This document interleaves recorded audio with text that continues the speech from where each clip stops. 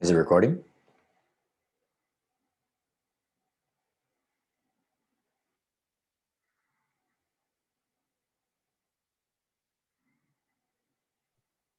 Hello. Hello.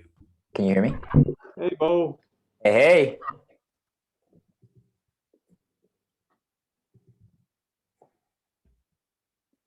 Is that Samantha? Yes. Okay, hold on here. Hold on. I knew that was you.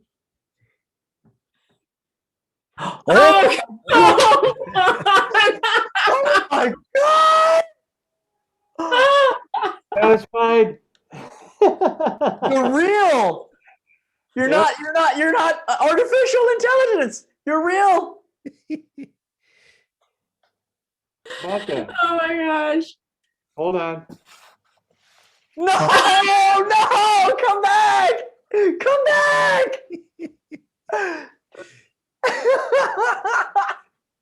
That was awesome. There we go. Handsome you. Hello. The real unadulterated me. No makeup. Yes. Wow. Yes. Good, Rick. Yeah. What an honor. A suit and tie. An honor. Why would you hide this? Honestly. Hey I everyone. even I put on a tie for you, Samantha. I'm not wearing any pants. I don't think any of us are. TMI. What are Wait, were you rehearsing this like all day that you were gonna like do the magic screen out? Like, Well, I got up early and started working on it. That was so good.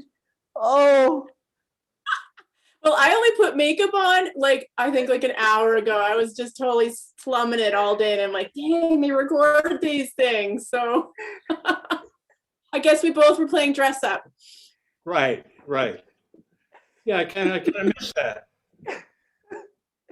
Dress up. oh, it's gonna be a good session today. I can feel it already.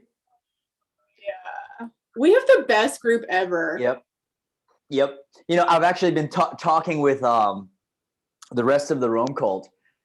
So there's a Slack channel that I'm part of right now. It's basically a lot of the original people, and what we're talking about is like, how can we funnel everyone from this RBC into the community? And there's just a lot of ideas that we're throwing around, and I'm just thinking about the best way to make that happen, because it's like, it's almost like okay, once you go through this, then you can go over here and connect with this community as well. And there's so many specialists and so many people that are just really, like, some people are really good with JavaScript, right? And it's like, if you are looking for some way to, do a JavaScript code, and then you know where to go to. Or if you want to learn more about CSS, or I actually reached out to Cortex Futura. I'm sure most of you guys know him as well. I reached out to him, see if he can come in sometime this week, so I can talk to him about like, how does Zotero work? With like syncing Zotero with your Rome. You know what I mean? Yeah, exactly. Yes. And also, shit, I lost the thought. The GitHub backup that like actually works. Could we get a script for that? Because it seems to be really flaky. Yeah. I mean, I know Zolt is working on one of those. Get him as Eric a guest Newhart speaker. wrote a new one. Say that Eric again? Newhart wrote a new one that's really good. Eric yeah? Newhart did? Yeah, I can put the He link just in here. updated our CSS, by the way. Link He's up, awesome. You know what would be great is if how there's all these creatives curating other people's work, like David Perel type style, or Nat. It'd be nice if any of you are up for that, like curating Rome. It's a curated Rome research newsletter where it's like, yeah, somebody just updated this. Like, I'd subscribe to I'd pay for a newsletter like that, where I don't have to go search through it. I can't look. I mean, I can keep looking at Bo's Single Twitter. repository. Yeah.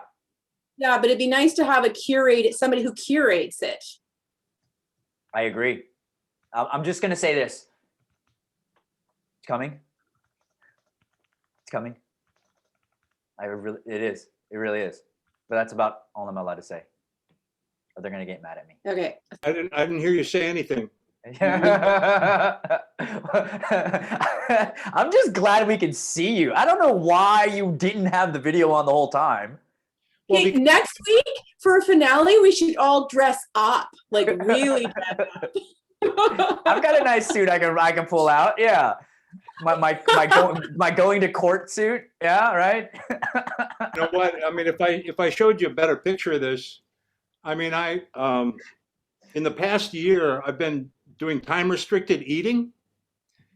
Like I average 20 hours a day, fasting. And then I just open up a little window and I lost like 105 pounds. So I don't have any clothes that fit me anymore. Wow. I mean, I could make 2 jackets out of this, Why would you hide your body Amazing. then? Seriously. All right. Yeah, I mean, I haven't looked this good in 20 years. You sound awesome. So I'm kidding, obviously, but For you. and I've also been a victim of age discrimination. So, that's another thing I have to worry about constantly. in the group, you mean? No. Oh. I was But expecting to see you in those pilot goggles, with your big wings and your. I have a picture like that, taken in Las Vegas, I think. Nice. I'm just setting some stuff up, guys. I'll be with you in a second. I'm gonna turn on. I'm gonna turn it on. Bo, you missed Curtis's big camera move where he did the slow camera tilt into frame. That was no. I got it recorded. That was Okay. me. That I'm was gonna me rewatch trying it. to putting my standing desk from sitting to standing again. Okay.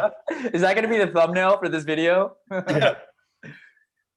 Okay, so I've turned on Aslan's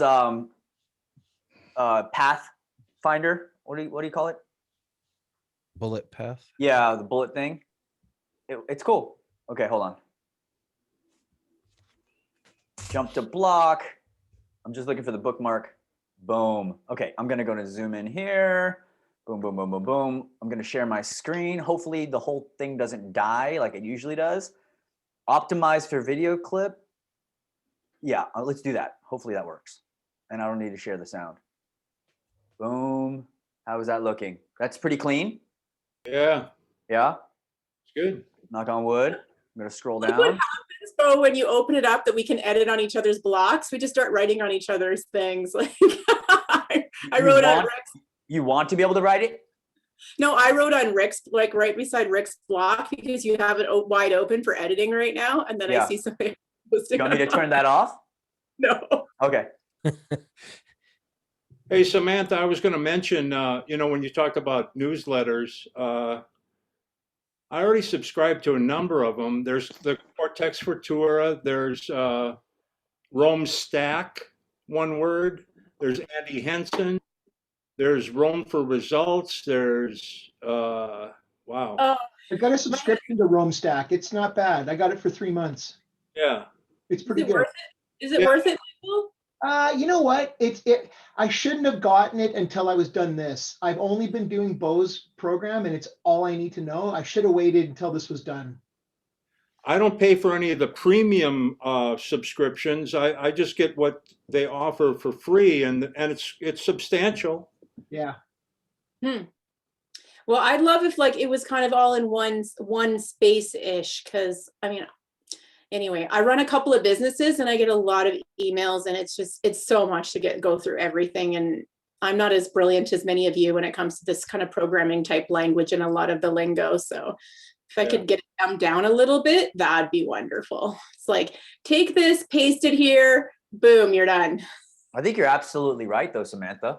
I mean, it's almost like Zettelkasten. It's almost, to bring it to segue, it's almost like Zettelkasten. It's like when you know where everything is, then you don't, it's a single place. You know where it is, then it's less friction, I feel like. So you're thinking in terms of almost like a clearinghouse kind of thing, where you just you pull in links, whatever went on that week, I mean, YouTube or from different sites, and just kind of curate a list. Is that what you're thinking? Yeah, it's a curated, it can even be a website that just literally curates Rome. I'm starting to see I subscribe to someone who's just starting it, but it's a little clunky yet. But being a website that just, that's all it does is curate. And it's just like, are you looking for JavaScript for this? You know, and it's just like, here's all your options, or even reviews. Like you could make a whole business out of the thing. Yeah. Are Yeah, you that's, pretty comfortable about virus stuff or any malware? Samantha, going to a website like that, are you comfortable like with the security of the website? Like if there's any code and stuff, is there any kind of like login or security? Good question. Maybe you could answer that for us, Michael. Yeah, if you send me the link, I'll take a look. Just I just like, because of what I do for a living, like people get hacked through friendly stuff really easily. So all I can say is I'm not dissuading you from doing it. Just kind of know your sources. Not that there's any kind of gold seal for it, but anyway, Okay. sorry. Can we? I guess everyone's talkative, and right now, I guess what I want to ask is, how is everyone feeling with everything so far?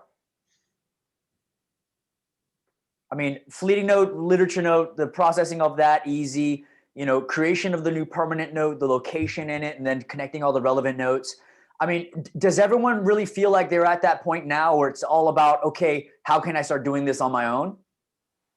That's how I spent my day, actually. I mean, I spent 3/4 of it,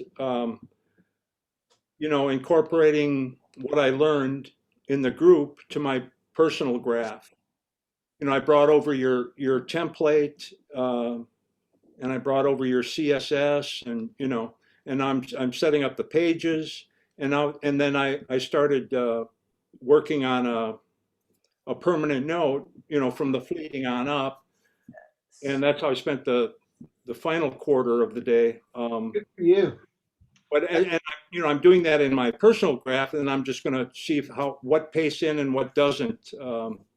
Like I attached just for an experiment, some images and a audio clip, and I want to see what transfers. Okay, cool. I just wanted to make sure, because then I can, yeah, go ahead. Oh, no, I was just going to say, I'm working really hard on getting caught up. I think I'm on day 26 now, kind of hoping to be completely caught up by tomorrow night.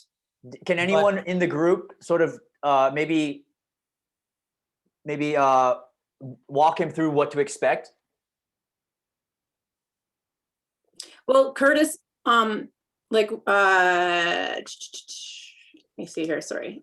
Chris and I were talking about this too, because he's catching up.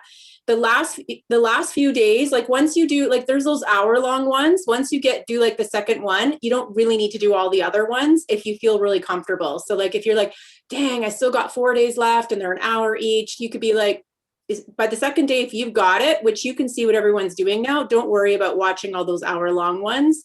Unless, you could put them in the background and then it's like, oh, I need to listen to that quick a minute. Because Bo has some little tips in them kind of sprinkled in there, but nothing that like, if you don't need to stress if you don't have enough time to watch the hour. So that's my little tip to you. Once you get to the second 1 hour one, the rest of them are just gravy if you really want, if you have nothing else. And I will have to say, I'm kind of a diehard. I'm going to go through every bit of it, I'm sure, but it is pretty crystal in my mind already. Because I'd studied you pretty strong, Bo, before you started this reading club. And I'd like watched all of the videos I could find on you. And I was watching, oh man, surely Bo's going to put out another video soon. And then it was like 10 days into the reading club when I learned that it was even happening. So I was like, bam, I'm in. But then I got started kind of late. And so part of it's been playing catch up. But I think that the level of detail and the just quality of instruct, I have never seen anything put together like this. And it's kind of cool that you just kind of did it. Seemed to be like rather organically. Yeah. But you've produced a masterpiece that should be emulated by intention in the future. There's, I mean, there's a lot of things that are in the works right now, and I'm just grateful. And, but for me, what keeps me going is hearing what I asked, how everyone was doing, and the response is a resounding, yeah, I'm ready to start implementing it on my own. And that to me is my measure of success. And that to me is, I want to finish strong though. So I wanted to get a temperature check on where everyone was in order to go, okay, how far along is everyone? Do they understand that concept? Cool. Let's figure out how to do the workflow and output aspect of it all. Okay. Any other questions before we start? Any other sort of updates? I have a tip or two, I guess.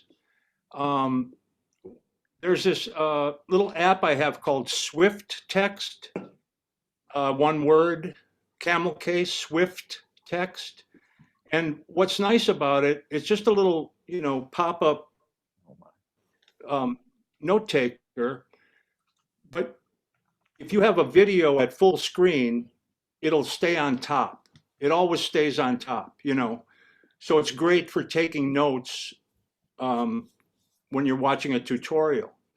So like for instance, in let's see, what day was it? Bo's video from day 26, for example.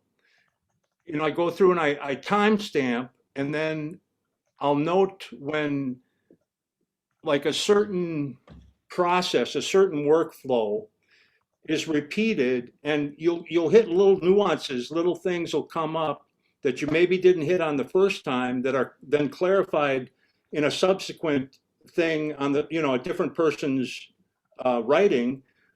But the combination of them, you put them all together and everything clicks, everything comes together, or at least it did for me. So like just as an example, let's see. Rick, can you hold on to that as we approach more into the workflow aspects? Because I want to make sure that everyone has an opportunity in the shared graph to see that. Oh yeah. Yeah. I mean, I guess you can do it yourself, Curtis, but I could also send you some timestamps or whatever if you think it would be helpful. I don't know. Sweet. Just quickly before we start, Bo, I see that some cool people started a Slack channel. So people I have a ton of subscriptions, and paying $10 a month Canadian to chat on a Slack group is not something I've committed to yet. And I can only go back to like February 15th. Like it won't show me very many messages. Like have any of you guys figured out a way to be able to use Slack and be able to see all the messages without getting shut down to just the recents? Without paying for the full subscription? No, a free version caps you at 10,000, I think. Maybe I just need to get out of some of the And they're groups. not going to add, Rome isn't going to purchase the pro plan. At the moment, they're working on Abe. There's a whole team, David Bieber. There's a whole, like it's such an awesome team that are just donating their time to do this sort of Slack backup every day. And they're doing that with the main channels. I'm not sure about the private channels, but again, if all I need to do is put you in touch with the right people and they can help walk you through how to do that. So it is synced to stay like a public graph. But again, that's sort of, yeah, I'd have to put you in touch with the right people. Like Abe could answer those questions easily. Okay. Yeah. David Bieber. $20 a year to chat on a channel doesn't seem like a good use of money. Yeah. Well, I mean, even if you pay the $10, I pay a fair amount of money to I'm in the Farnham, and I pay like $150 to access a Discord forum where the ROI is probably like 10,000 to 1. So I don't know, like Rome is so like niche, but I imagine the ROI would be totally worth $120. Yeah. Okay. But subscription, you can get subscription to death. I totally get it. Yeah. All right. Shall we start? I've got Aslan's thing on. Hopefully this helps. I mean, it's got the red dot showing you where you're at. Shall we begin? Yeah, I'm supposed to start reading. Bo, it would be really great if you started reading. Okay. Where are we on? Where are we? Okay, let me just scroll to the top. Chapter 10.2, keep an open mind. Let's scroll down a little bit. There we go. After aligning our interests, we can go a step further and prime ourselves for seeking out disconfirming facts. Collecting only one-sided ideas wouldn't be very enriching.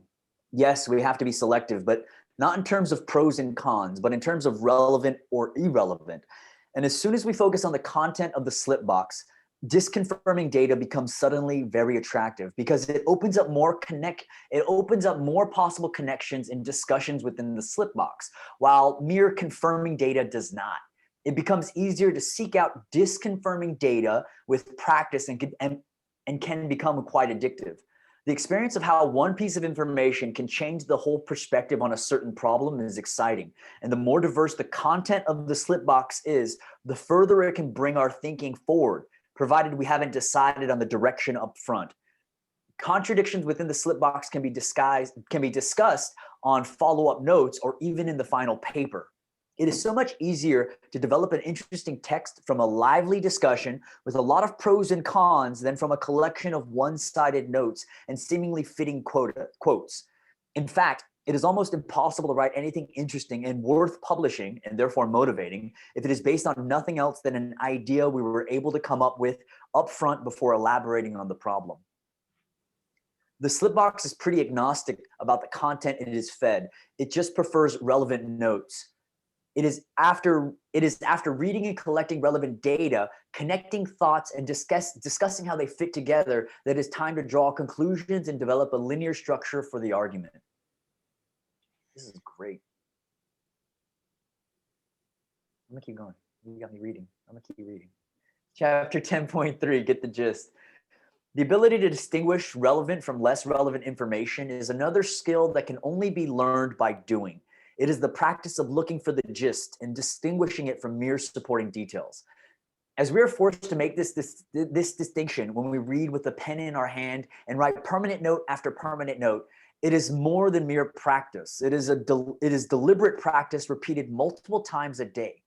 Extracting the gist of a text or an idea and giving an account in writing is for academics what daily practice on the piano is for pianists.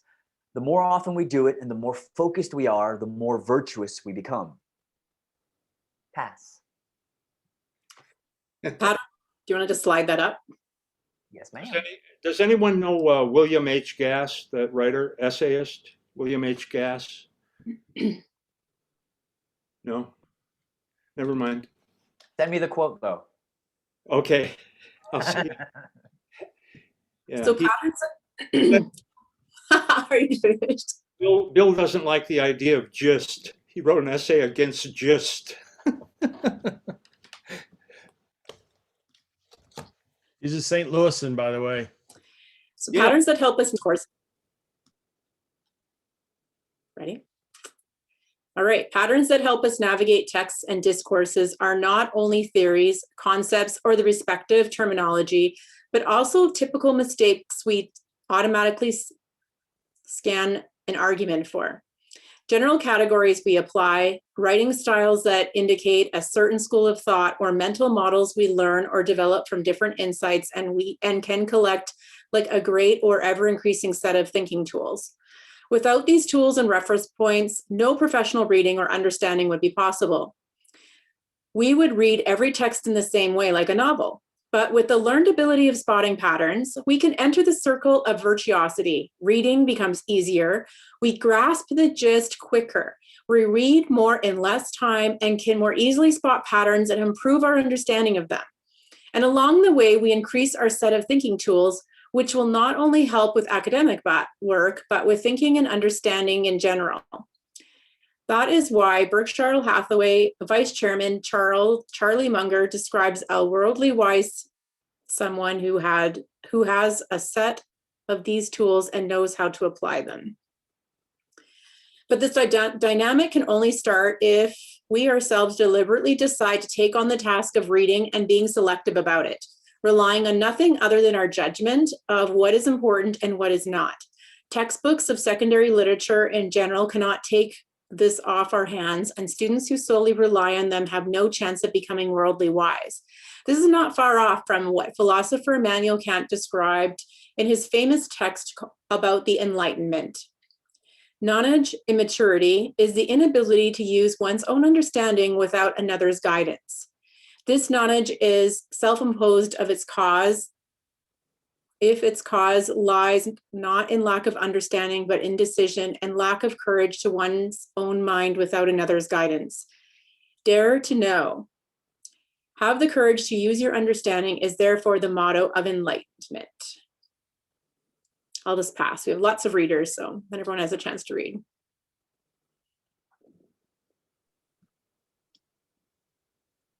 I suggest, sorry, what was that? Go ahead. I was just go. Okay. I suggest taking this literally. The ability to use one's own understanding is a challenge, not a given. Luhmann stresses the importance of permanent notes in this regard. The problem with reading academic texts seemed to be that we need not the short-term memory, but the long-term memory to develop reference points for distinguishing the important things from the less important, the new information from the mere repeated. But it is of course important to remember, but it is of course impossible to remember everything. That would be rote learning. To put it differently, one has to read extremely selectively and extract widespread and connected references. One has to be able to follow recurrences. But how to learn it if guidance is impossible? Perhaps the best method is to take notes, not excerpts, but condensed, reformulated accounts of a text. Rewriting what has already written almost automatically trains one to shift the attention towards frames, patterns, and categories in the observations, or the conditions, assumptions, which enable certain but not other descriptions. It makes sense to always ask the question, what is not meant? What is excluded if a certain claim is made? If someone speaks of human rights, what distinction is made? A distinction towards non-human rights, human duties? Is it a cultural comparison or one with some historic people who didn't have the concept of human rights, but lived okay together anyways? Often the text does not give an answer or a clear answer to this question, but then one has to resort to one's own imagination. So that was from Luhmann. The better you become in doing this, the quicker you can jot down notes, which is so helpful. Luhmann's notes are very condensed. With practice comes the ability to find the right words to express something in the best possible way, which means in a simple but not simplified way. Not only will the readers of your text appreciate your ability to explain something clearly, those you talk to will benefit from this ability as well, as it is not limited to writing. It spills over into speaking and thinking. It is proven that readers regard an author and an audience as speaker as more intelligent, the more clear and to the point their expressions are. The ability to spot patterns, to question the frames used, and detect the distinctions made by others is the precondition to thinking critically and looking behind the assertions of a text or a talk. Being able to reframe questions, assertions, and information is even more important than having an extensive knowledge, because without this ability, we wouldn't be able to put our knowledge to use. The good news is that these skills can be learned, but it requires deliberate practice. Taking smart notes is the deliberate practice of these skills. Mere reading, underlining sentences, and hoping to remember the content is not.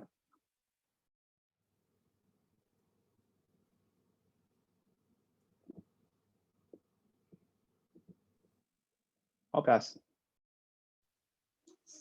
If you can say it clearly, you don't understand it yourself. Janser, understanding is not just a precondition to learning something. To a certain degree, learning is understanding, and the mechanisms are not so different either. We can only improve our learning if we test ourselves on our progress. Here too, rereading or reviewing does not confront us with the things we haven't learned yet, although it makes us feel like we have. Only the actual attempt to retrieve information will clearly show us if we have learned something or not. The mere exposure effect would fool us here too. Seeing something we have seen before causes the same emotional reaction as if we had been able to retrieve the information from our memory.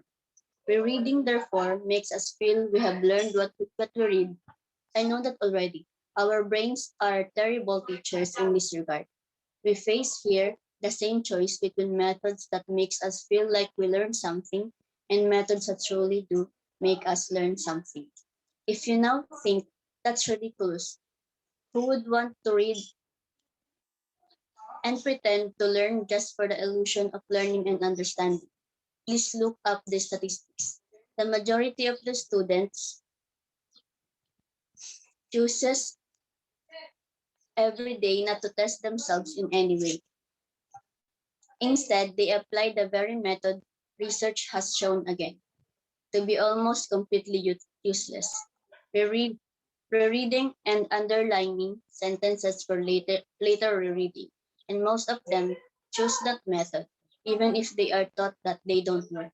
Consciously, we probably would all choose the same, but what really matters are the many small implicit choices we have to make every day, and they are most often made unconsciously. This is why choosing an external system that forces us to deliberate practice and confronts us as much as possible with our lack of understanding or not yet learned information is such a smart move. We only have to make the conscious choice. That's all.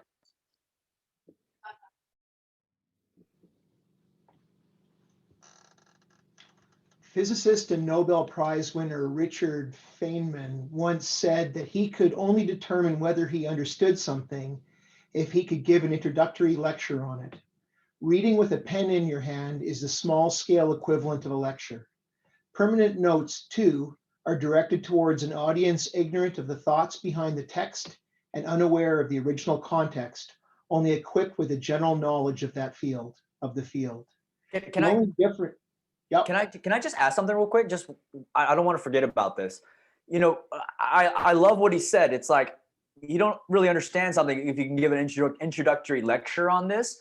What I'd like to do is I'd like to pose it to anyone that would like to participate, but especially for like maybe the first 2 weeks of Rome Book Club 4 that's going to happen in April. If you're interested, I want to be able to offer that to anyone that completes this and wants to test out their knowledge to be able to sort of teach this to other people as well.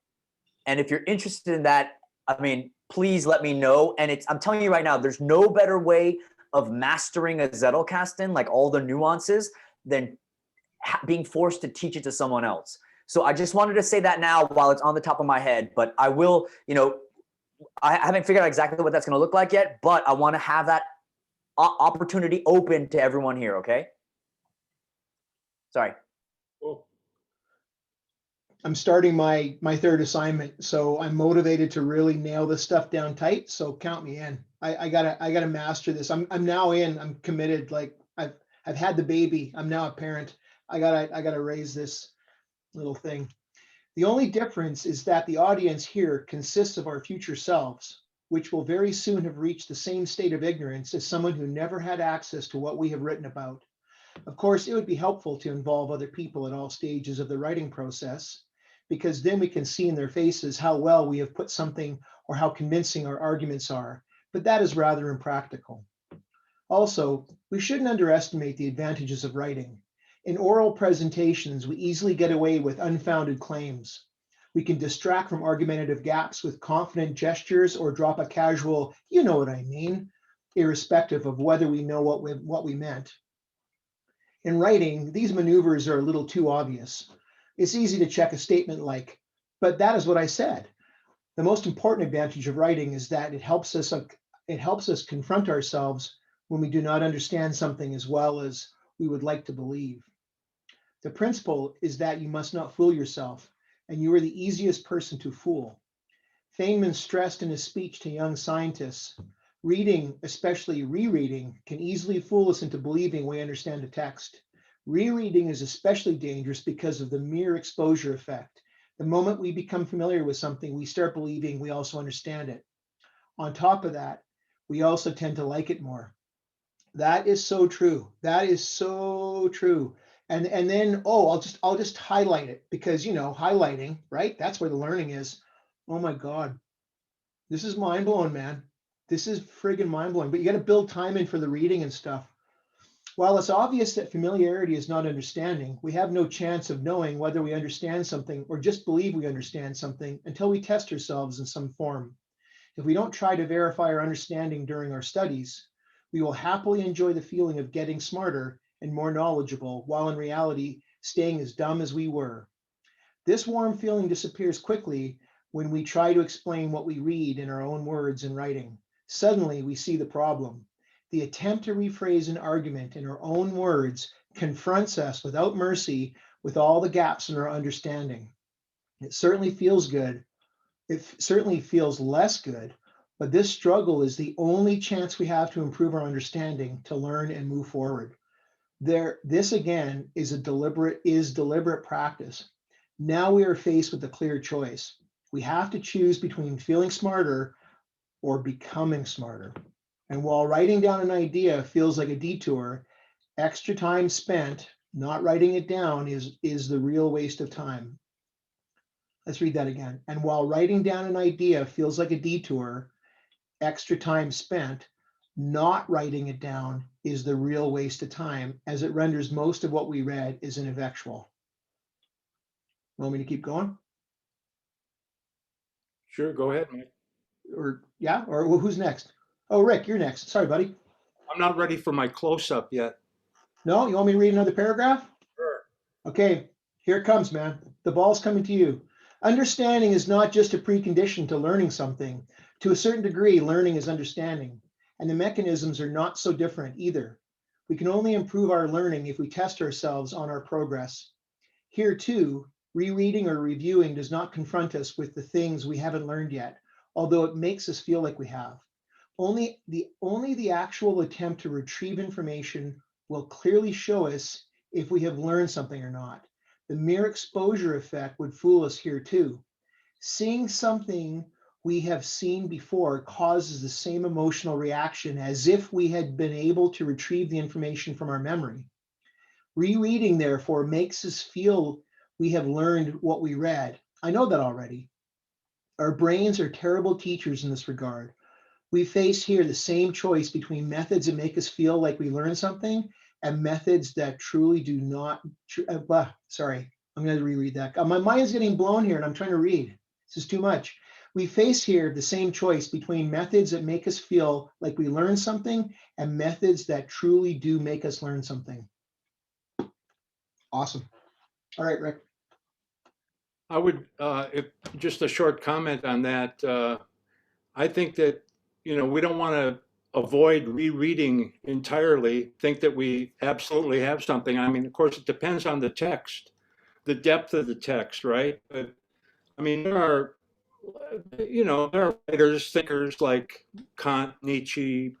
You know, you make your own list of your favorite writers, thinkers, philosophers, but they repay rereading. One of the best master classes I ever had, we read Beyond Good and Evil by Nietzsche. Well, I think we read it during the semester. We read it cover to cover four or five times, each time with a different question. You know, the professor posed a different question for each reading. And it was like reading a different book, you know. I mean, obviously you gain some familiarity with the text, but, you know, if a text has depth, it bears rereading.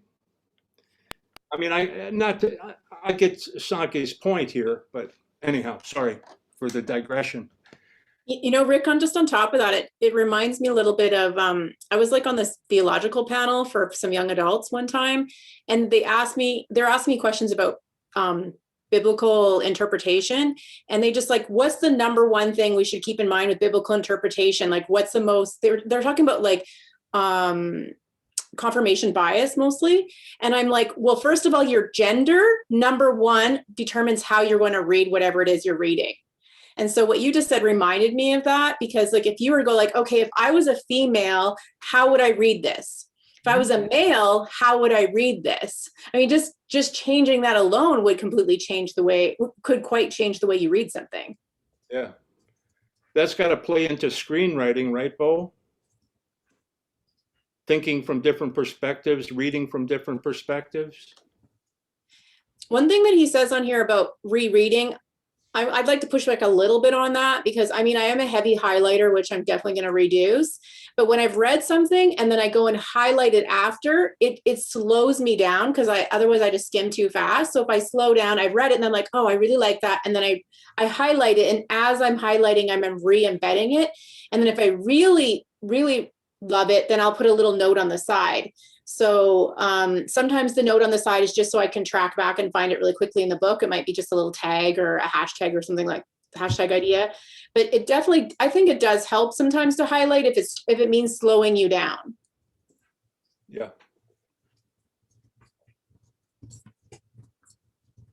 Can I just jump in super quick? I use on my iPad, I use a program called Liquid Text. Everything I use is in PDF.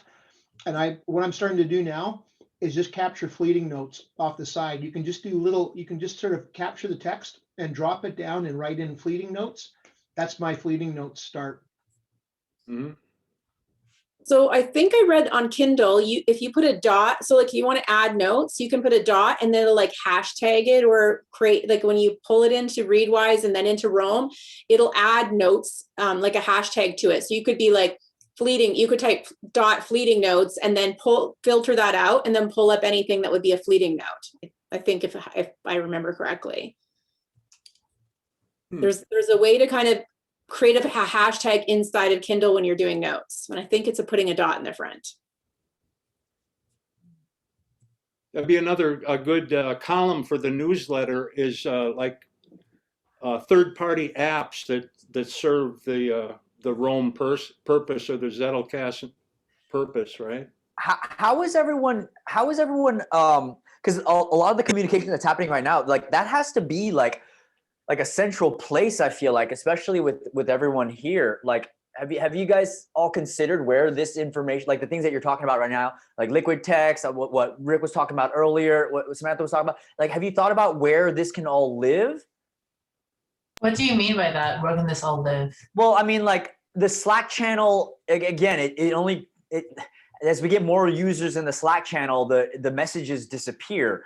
But I mean, have you thought about some way so everyone, because everyone in this group has gotten really tight, right? And that community is going to allow for problem solving together easier.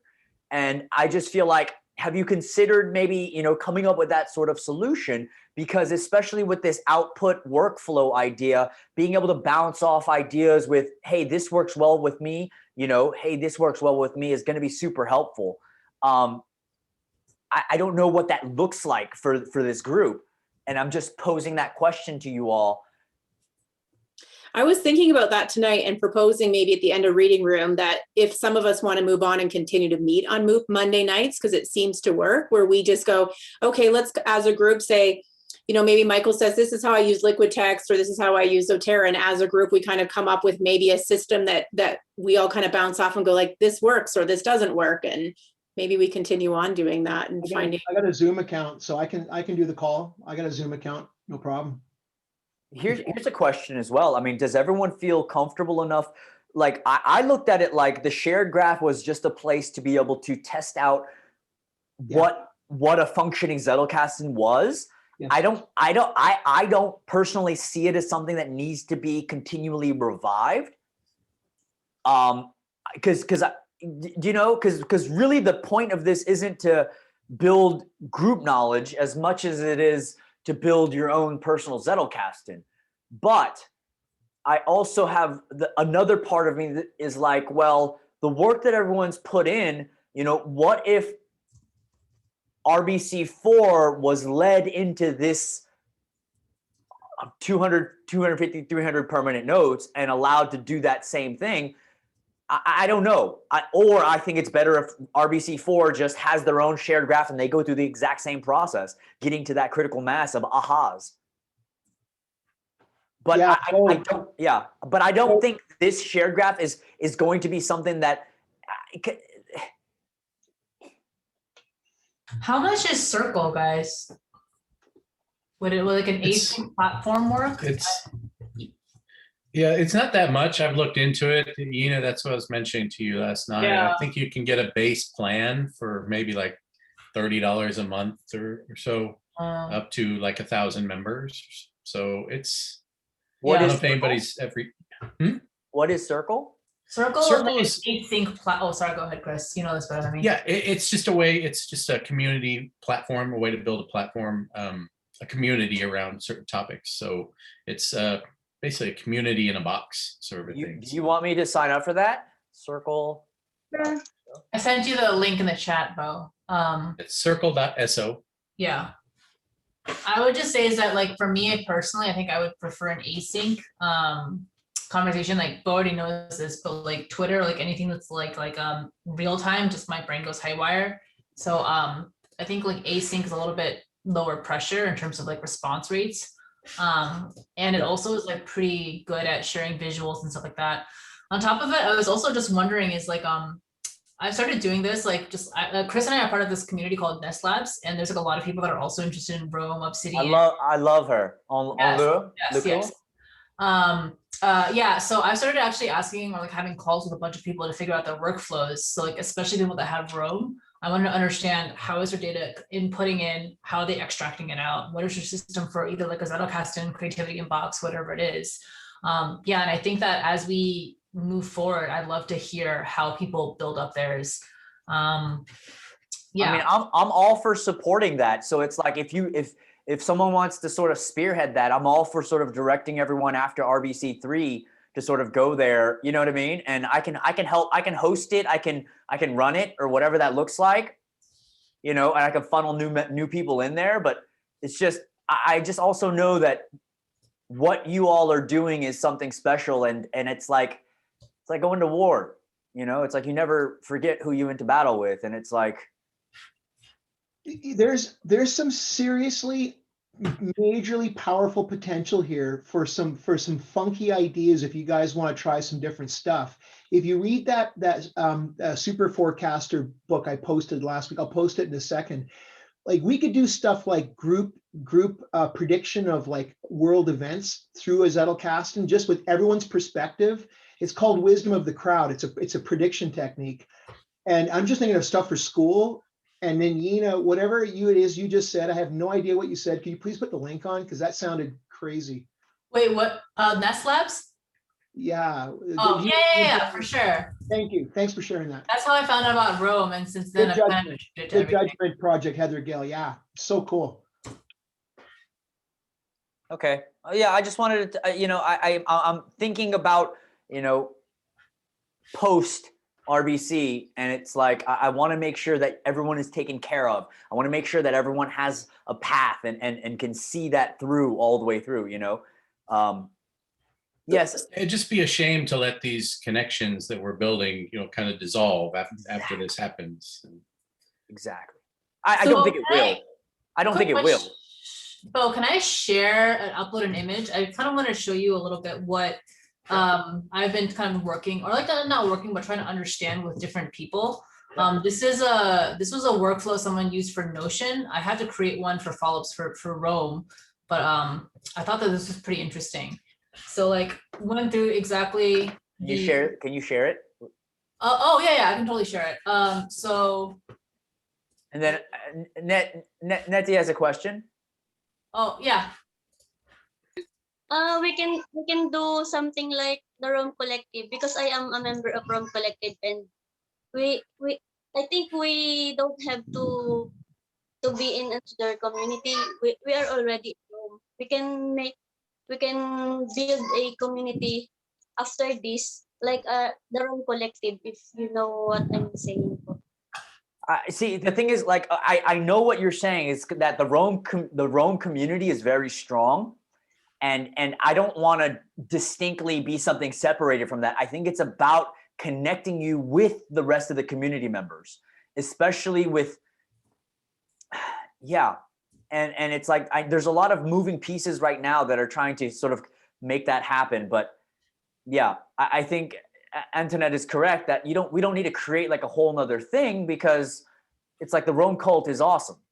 And it's I have a experience in Neslab. I'm having a hard time to switch because it doesn't have a mobile app, the circle, and I need to. I'm I'm borrowing laptop because I don't have a laptop and it's pretty hard. I was gifted Neslab membership and I've been absent for that for a while because I'm having a hard time. Yes. Well, Ah, Circle does have a mobile app. It's not great, but it's sufficient. Have you downloaded that? not for it for Android. I I see. Oh, yeah. okay. I'm gonna take. Okay, hold on. This is kind of cool. I don't know what this is, but let's open it. Yeah, sorry, I'm trying to find a better example, but like there was literally like workflows. Is that clear? It doesn't look very clear though, huh? Well, No, just so we're clear, it was you who took us off track, not me and Rick. Me and Rick were in the zone, and so we're going down this rabbit hole. You own it.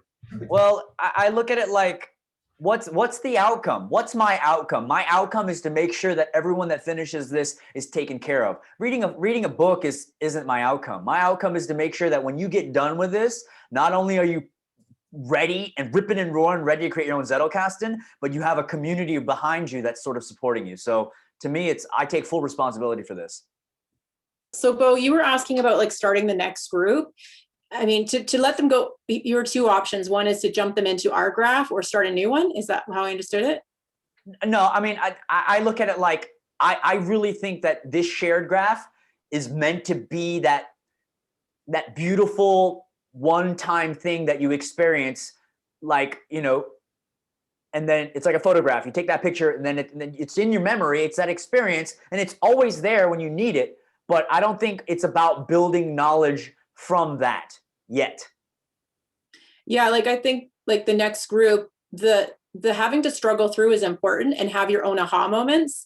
Like even when I thought I got the permanent note thing, I'm like, oh, I got this. And then the other day you're showing something, I was like, how did I not realize that all of these are just hashtags? Like when it's like tagging something when I was doing a summary and I'd be like hashtag farm, hashtag accounting, hashtag whatever. And I was like, have no idea why I didn't understand that what you were doing on the side with all those permanent notes are just hashtags for triggering a memory for a category. So I think it's important. And now I won't forget that. And when I explain it to someone, I'm like, think about how you would hashtag your Instagram.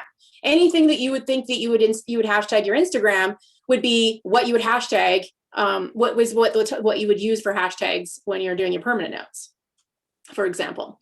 So I think you're right. I think it's better to just start from scratch and let them build it. The best learning is when you go from scratch. But when you're talking about as a group, so I did my master's a few years ago and it was a pretty small cohort, like 30 of us, 15 of us and 16 of us. And we were really tight and we have our own like Facebook group and we still keep up like, weddings or, big announcements or someone got a cool job or sometimes they want to ask an opinion of the group that they know because we journeyed together for 2 years. Really tight, and they'll be like, you guys know this is on my heart and like what do you think I should do with this? And it's not like necessarily big life decisions, but it's really neat to still have that. And we send each other Christmas cards and we were all remote, like it was a distance learning masters, so we only met once when we went to Chicago and walked the floor, but we're super tight still. So this is what I'm gonna do. I'm gonna ruminate on this and wrestle with it, but I will have a solution by the end of these 42 days. Okay, I guarantee that. I don't know exactly what that looks like yet, but I will make sure that I don't know what that looks like yet, but yeah. But I don't think it's going to be something distinctly separated from the Rome cult and the Rome community. I think it's going to be something that's going to be part of it, but that's all I'm going to say right now. That's all I'm going to say. I'm clear. I just wanted a temperature check of how everyone was doing in regards to like, what do you call this? Not even camaraderie, but more of this sense of kindness to others And I feel that, and I get that. And I just wanted to make sure that that was a real thing. And so now I know how to plan and orchestrate that before this is over with. Some of us are meeting on Zoom separately, Bo. About half of us have probably met. Like I've talked to Chris on Zoom. I've been with Annette. I'm going to meet with Ina, Mark, Michael, and I've had a few Zoom chats. So, and there's some others going on in here too. So there's quite a few background or off camera connections going on. That's exactly what I want to know. Okay, awesome. Shall we? I asked you not to talk about that, Samantha. If you now think that's ridiculous, who would want to read and pretend to learn just for the illusion of learning and understanding? Please look up the statistics. The majority of students choose, right, every day not to test themselves in any way. Instead, they apply the very method research has shown again and again to be almost completely useless, rereading and underlining sentences for later rereading. And most of them don't choose that method, even if they are taught that they don't work. Consciously, we probably would all choose the same, but what really matters are the many small implicit choices we have to make every day, and they are most often made unconsciously. This is why choosing an external system that forces us to deliberate practice and confronts us as much as possible with our lack of understanding or not yet learned information is such a smart move. We only have to make the conscious choice once.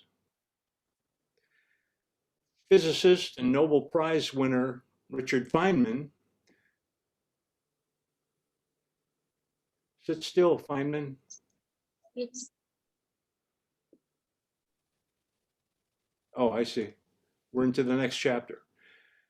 Learn by reading. Learning itself requires deliberate practice, and I mean actual learning that helps us to increase our understanding of the world, not just the learning that makes us pass a test. And deliberate practice is demanding. It requires effort. Trying to skip this step would be like trying to go to the gym and trying to work out with the least effort possible. That just doesn't make sense, just like it wouldn't make sense to hire a coach to do the heavy lifting. A coach is not there to do the work, but to show us how to use our time and effort in the most effective way. What is self-evident in sports, we are only starting to realize is true for learning as well. The one who does the work does the learning, writes Doyle. It is hard to believe, but in education, that is still a revolutionary idea. Learning requires effort because we have to think to understand, and we need to actively retrieve old knowledge to convince our brains to connect it with new ideas as cues. To understand how groundbreaking this idea is, it helps to remember how much effort teachers still put into the attempt to make learning easier for their students by prearranging information, sorting it into modules, categories, and themes. By doing that, they achieve the opposite of what they intend to do. They make it harder for the student to learn because they set everything up for reviewing, taking away the opportunity to build meaningful connections and to make sense of something by translating it into one's own language. It's just like fast food. It is neither nutritious nor very enjoyable. It's just convenient. Yeah, that's the whole idea of spoon feeding knowledge or information. Can't be done. It would be surprising if teachers change the topic in the middle of the lesson, moving on to the next chapter before anyone had the chance to really understand the first one, only to come back to the previous topic later. It would also be unexpected to test the students constantly, half of the time about things that weren't even mentioned yet. But as much as it would probably annoy the students who are used to having their material presented in neat categories, it would force them to make sense of what they encounter, and that would make them really learn it. Who's up? Oh, like that's me. Can you guys hear me okay? All right. So manipulations such as variation, spacing, introducing contextual interference, and using tests rather than presentations as learning events all share the property that they appear during the learning process to impede learning, but they often enhance learning as measured by post-training tests of retention and transfer. Conversely, manipulations such as keeping conditions constant and predictable and massing trials on a given task often appear to enhance the rate of learning during instruction or training, but then typically fail to support the long-term retention and transfer. When we try to answer a question before we know how to, we will later remember the answer better, even if our attempt failed. If we put effort into the attempt of retrieving information, we are much more likely to remember it in the long run, even if we fail to retrieve it without help in the end.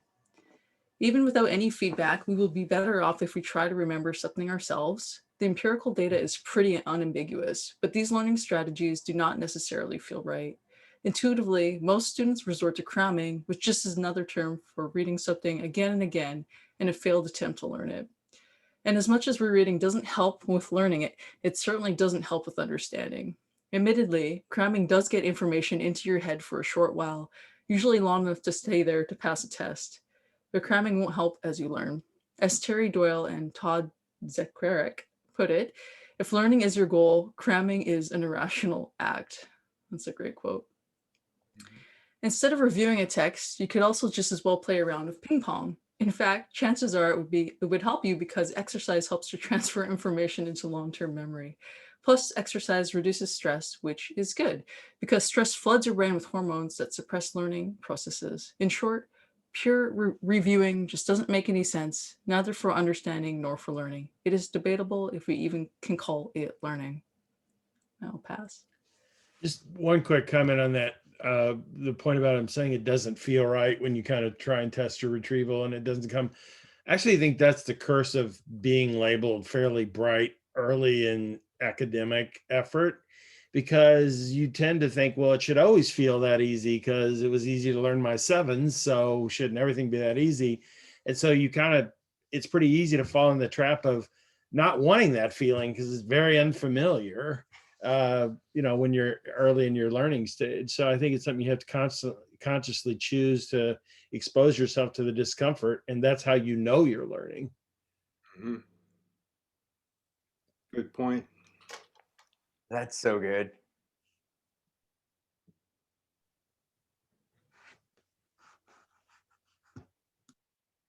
Okay, I guess it's my turn. It is not surprising, therefore, that the best research and most successful learning method is elaboration. It is very similar to what we do when we start SMART notes and combine them with others, which is the opposite of mere reviewing. Stain, et al., 1984. Elaboration means nothing other than really thinking about the meaning of what we read, how it could inform different questions and topics, and how it could be combined with other knowledge. In fact, learning is the name of elaboration method, Ginnell, Hand, and Prame 2007. But there's a caveat. Even though elaboration works verifiably well for deep understanding, it might be the best choice if you just want to learn isolated encyclopedic facts. But as long as you are not striving for a career as a quiz show candidate, why would you want that anyway? The slip box takes care of storing facts and information. Thinking and understanding is what it can't take off your shoulders, which is why it makes sense to focus on the part of the work that it facilitates learning as well as a nice side effect. Luhmann almost never read a text twice, Hagen 1997, and was still regarded as an impressive conversative partner who seemed to have all information ready to hand. Working with the slip box, therefore, doesn't mean storing information in there instead of in your head. Example, not learning. On the contrary, it facilitates real long-term learning. It just means not cramming isolated facts into your brain, something you probably wouldn't want to do anyway. The objection that it takes too much time to take notes and sort them into the slip box is therefore short-sighted. Writing, taking notes, and thinking about how ideas connect is exactly the kind of elaboration that is needed to learn. Not learning from what we read because we don't take the time to elaborate on it is the real waste of time. There's a clear division of labor between the brain and the slip box. The slip box takes care of the details and references and is a long-term resource that keeps information objectively unaltered. That allows the brain to focus on the gist, the deep understanding of the bigger picture, and frees it up to be creative. both the brain and the slip box can focus on what they are best at.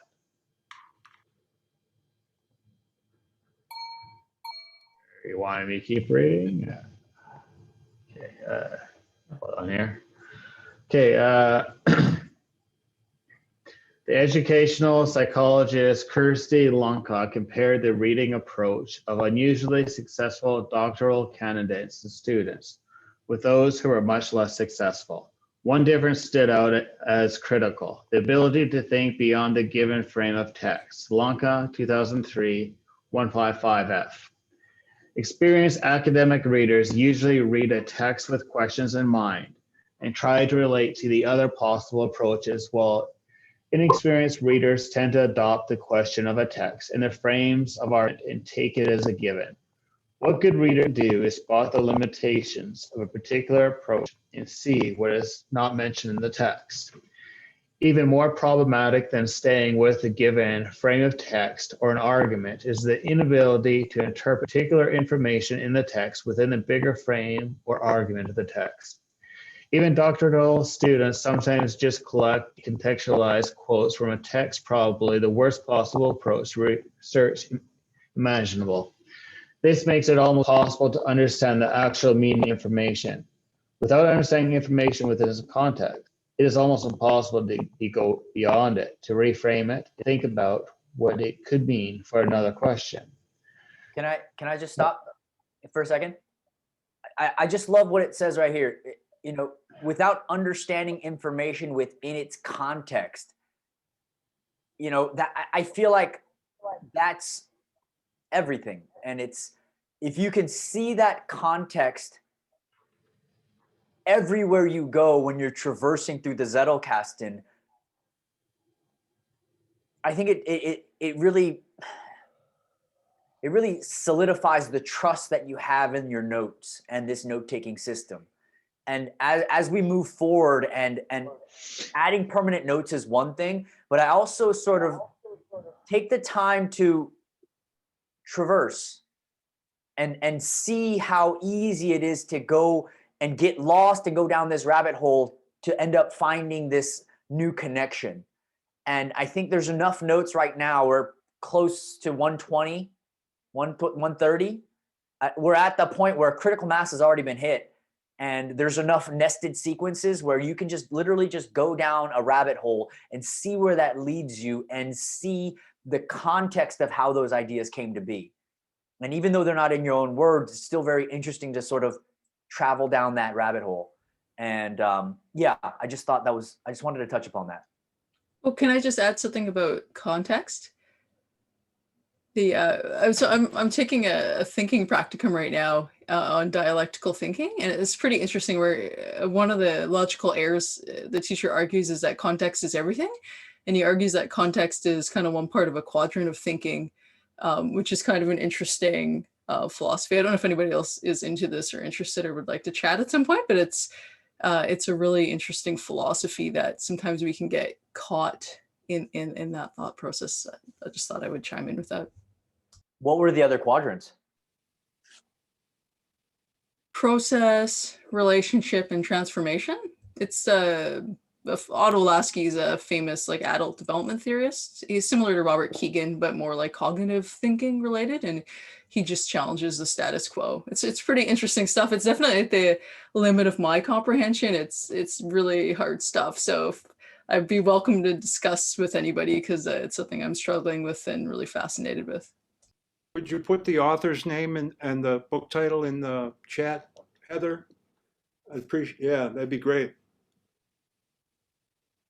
I don't know if this would be the perfect time to ask this question, but I have a question that pertains to the kind of titling of permanent notes, and as it applies to, let's say you've got a key story for the purpose of illustrating the given point. It can't really be broken down at all beyond its story. So would that be a time in which you would maybe take the title of the permanent note and be somewhat of a thumbnail to the story itself, and then maybe put the story into the page created by that given permanent note? Would that be a way you'd handle something like that, or any thoughts around that? I'd have to see, I'd have to see the example. I don't really understand. Well, so let's say you have a particular story, whether it be of a personal nature, whether it be of an outside nature, that's used to illustrate something, and you want to integrate that given story into your permanent note structure. And that story, you don't want to write like a story that might be real long into the title of a permanent note. Could you use would that be maybe one of the times in which you'd maybe use the underlying page space created by the title of the permanent note? That's the question. Does that help clarify it? Can anyone help clarify? I'm confused.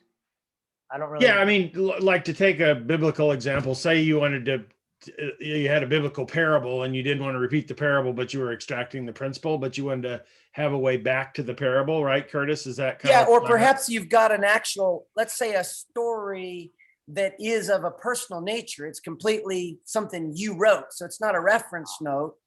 It's something that you want to integrate into your system, but it might take a couple paragraphs, for example, in order for it to be complete. And so you integrate it into your permanent note system. It can be used for this, it can be used for that, it can be used for this, but you maybe title it simply, and then it doesn't seem to make sense to make it all the title itself. Does that make sense? So here's my, like, what I hear you saying is that you have a story and you want to add this to the permanent notes, but it doesn't necessarily have like a specific reference.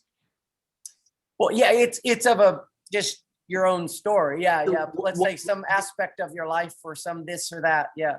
What if that was located in a project Zettelkasten, following the same structure as a regular Zettelkasten?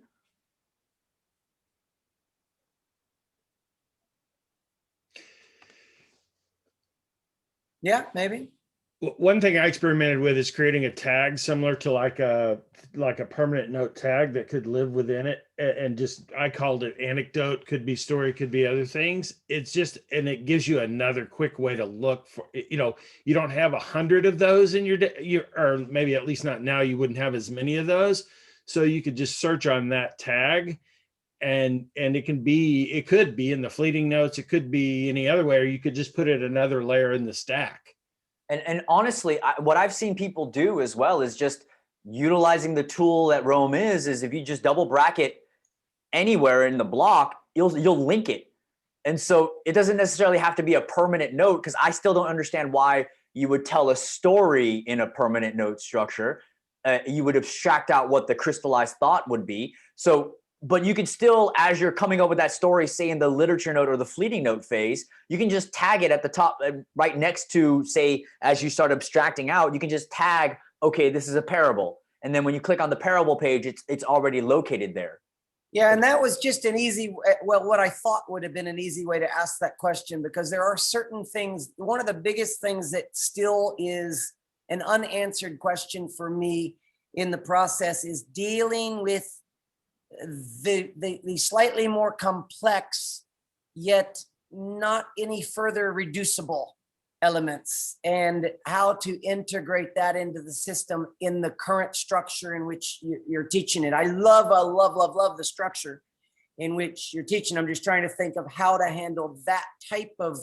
Have you written a permanent note yet? The context of it. What's that? Have you written a permanent note on the shared graph yet? No. Do that first. Do that first. Do like 3 of them, and then let's chat. Because it's going to crystallize something where like a domino is going to fall, and you go, oh, okay, I get it. I wonder, Curtis, if you would title your story and use that as a permanent note. So instead of taking the whole story, just title it, and then it'd be you. I mean, it's kind of insider language for you, but you can name your story something. So you had an event that happened and you just title it, and you can always change your title later, and then that would be a permanent note. Mm-hmm. I still feel like there's a piece that's missing right now. And that piece that's missing is just like Sonke was talking about earlier. It's like you have to make those errors. It's like you have to go out there and what does he say? let me just highlight this text. It was on the other page, but it was like, go out there and make those errors. But Bo, related right to here. this, I think people, I know I have, others have expressed this kind of where you kind of want to tie some things together. Your system has it teased apart. You jump kind of fairly quickly to the idea of a project Zettelkasten. And I think depending on the type of work you're doing, that may or may not be the right solution for everybody. But is the project Zettelkasten your equivalent to the register in Ludicay's slide deck? Kind of. It's more like the project Zettelkasten is everything that you don't want associated with your main dialogue partner. So these are just things that say it's just a project that you're working on for 6 months. Like say you have a thesis that's due, or say you have a semester of class or school that you want, where you can just build out that same structure, but it's completely separated from your slip box. You could eventually start adding those back in if you wanted to, but the whole idea is you want that structure of insight and connecting ideas, but it's not explicitly talking with the Zettelkasten itself. Right, but I think, and if I'm the only one that has this question, I won't belabor it, but I think there are times when you're unsure when you're exploring a set of ideas that are maybe that you're having the conversation with your Zettelkasten in writing, and you want to have some mechanism to preserve that, but this system does not contemplate very easily relating that conversation back into the Zettelkasten. Maybe it doesn't need to. Maybe it should live out, because it's kind of came up yesterday a little bit. Can you elaborate a little bit more? Can you give me a specific example better yet, actually? Well, let's say you had, I'm not coming to mind, but like you got some, sometimes you have like a process conversation and a content conversation, and you want to be able to connect the idea that you are exploring that process question you had in the context of a particular domain, right? The subject domain. You want to be able to relate that somehow. Would you do that in a page somewhere? Would you do that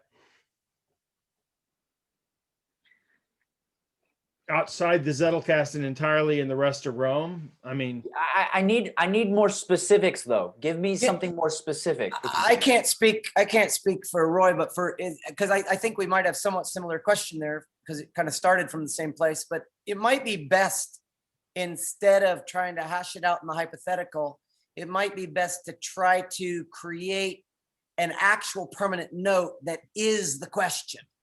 And therefore we can approach it in much more definitive terms. That might be a good thing for us to experiment with. And as we go forward, because we got a couple more weeks to figure all that stuff out. And I wouldn't be surprised if you look at it and through the process of crystallizing that thought, going through all the different phases, that answer will be solved on your own. Which is awesome in and of itself. Do you know what I'm saying? It's like, what's going to happen is you go, well, I really thought this could only be crystallized into like a paragraph for this story. But then you're going to go, actually, there's something, it's like you can break this atom down even more. Yeah. Awesome. And to Roy, your point, I need to know a little bit more specifically in regards to what would be the purpose behind that. I need to know why you want to do that. And if I can understand why you want to do that, then I can sort of see it from what you're trying to accomplish, if that makes sense.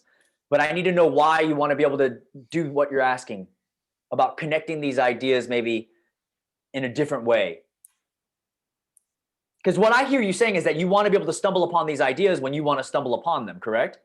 No, it's actually kind of the opposite. It's kind of ideas that feel vaguely related, maybe even outside the context of the permanent notes themselves, and you want to explore that relationship in some way, right? And And then And- those roll up to an idea that doesn't quite fit your, because it's not literature based, except it's you've taken 3 or 4 pieces of literature that ended up in permanent notes, and all of a sudden this is kind of almost like a mega permanent note, to use a crappy term for lack of a better one. I don't know if this makes sense at all. do you think that do you think what you're doing when so you're like, okay, I see this thing and it's like I want to see if this connects with something else, right? Do you think that's part of the thinking process?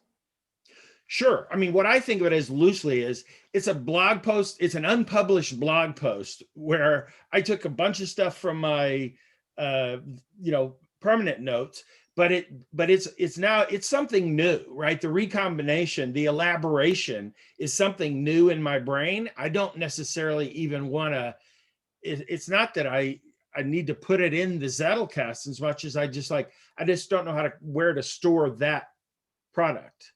But what I'm saying is that from my experience, that idea of stumbling up, of seeing these things, and you're like, what you're doing is that's the actual dialogue and conversation that you're having with your Zettelcast. And what happens is when you are going to bed at night and you're wrestling with this idea, when you are waking up in the morning and you're wrestling with this idea, what's going to happen is how you approach the next book that highlights to you the reticular activating systems. It's like that. What's going to happen is you're going to be drawing this towards you. And then when you pick up that book and you have these, what was he talking about? It's like you have these things in mind. What happens is then as you're processing what you're reading, you're going to go, aha, here's a new fleeting note. This reminds me of that thought that you had earlier. And then as you start abstracting that out and add that new permanent note in, now what you've done is you've crystallized those 2 different things in 2 different notes. And now you've learned in that process. And then the best thing about this is the next day, when you go back to sleep or you wake up in the morning, you're doing the same thing. And now it's that incremental learning. It's that compound learning that's happening. Is that clearer? Kind of. I think the answer in my mind is your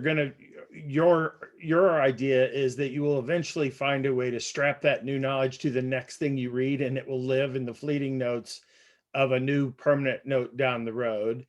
And there is a little still clinging to the storage fetish when you're trying to adapt to a thinking fetish, so to speak, for lack of inelegant terms, but you get what I mean. I think you hit the nail on the head. I think that the one thing that happened, a little light went on yesterday's live session when Bo mentioned how he has essentially 2 main repositories, one for screenwriting, acting related things that aren't part of the Zettelkasten, right? No. I have everything in one Zettelkasten, but I have all the things that I just captured that I'm thinking about, just ideas that I have about life that don't have a reference. It's just me ruminating about ideas that, like shower ideas. That's in a project Zettelkasten by itself. But I have in my main Zettelkasten, I have story ideas as a top level parent block. I have character ideas as a top level parent block. I have Zettelkasten as a top level parent block. But you can separate them. I mean, I thought they were more or less distinct as far as how they were set up and tagged and labeled. That's the project Zettelkasten. Okay. The Zettelkasten itself is all of my knowledge lives in there. All the things that I've processed into a crystallized thought lives in that Zettelkasten. Right.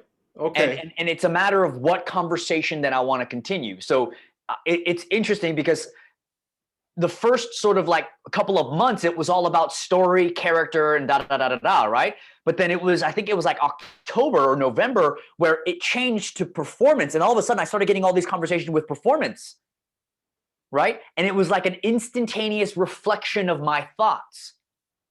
And I could see that through how the clustering happened in the nested sequence. I saw that in the clustering that happened in the linked references.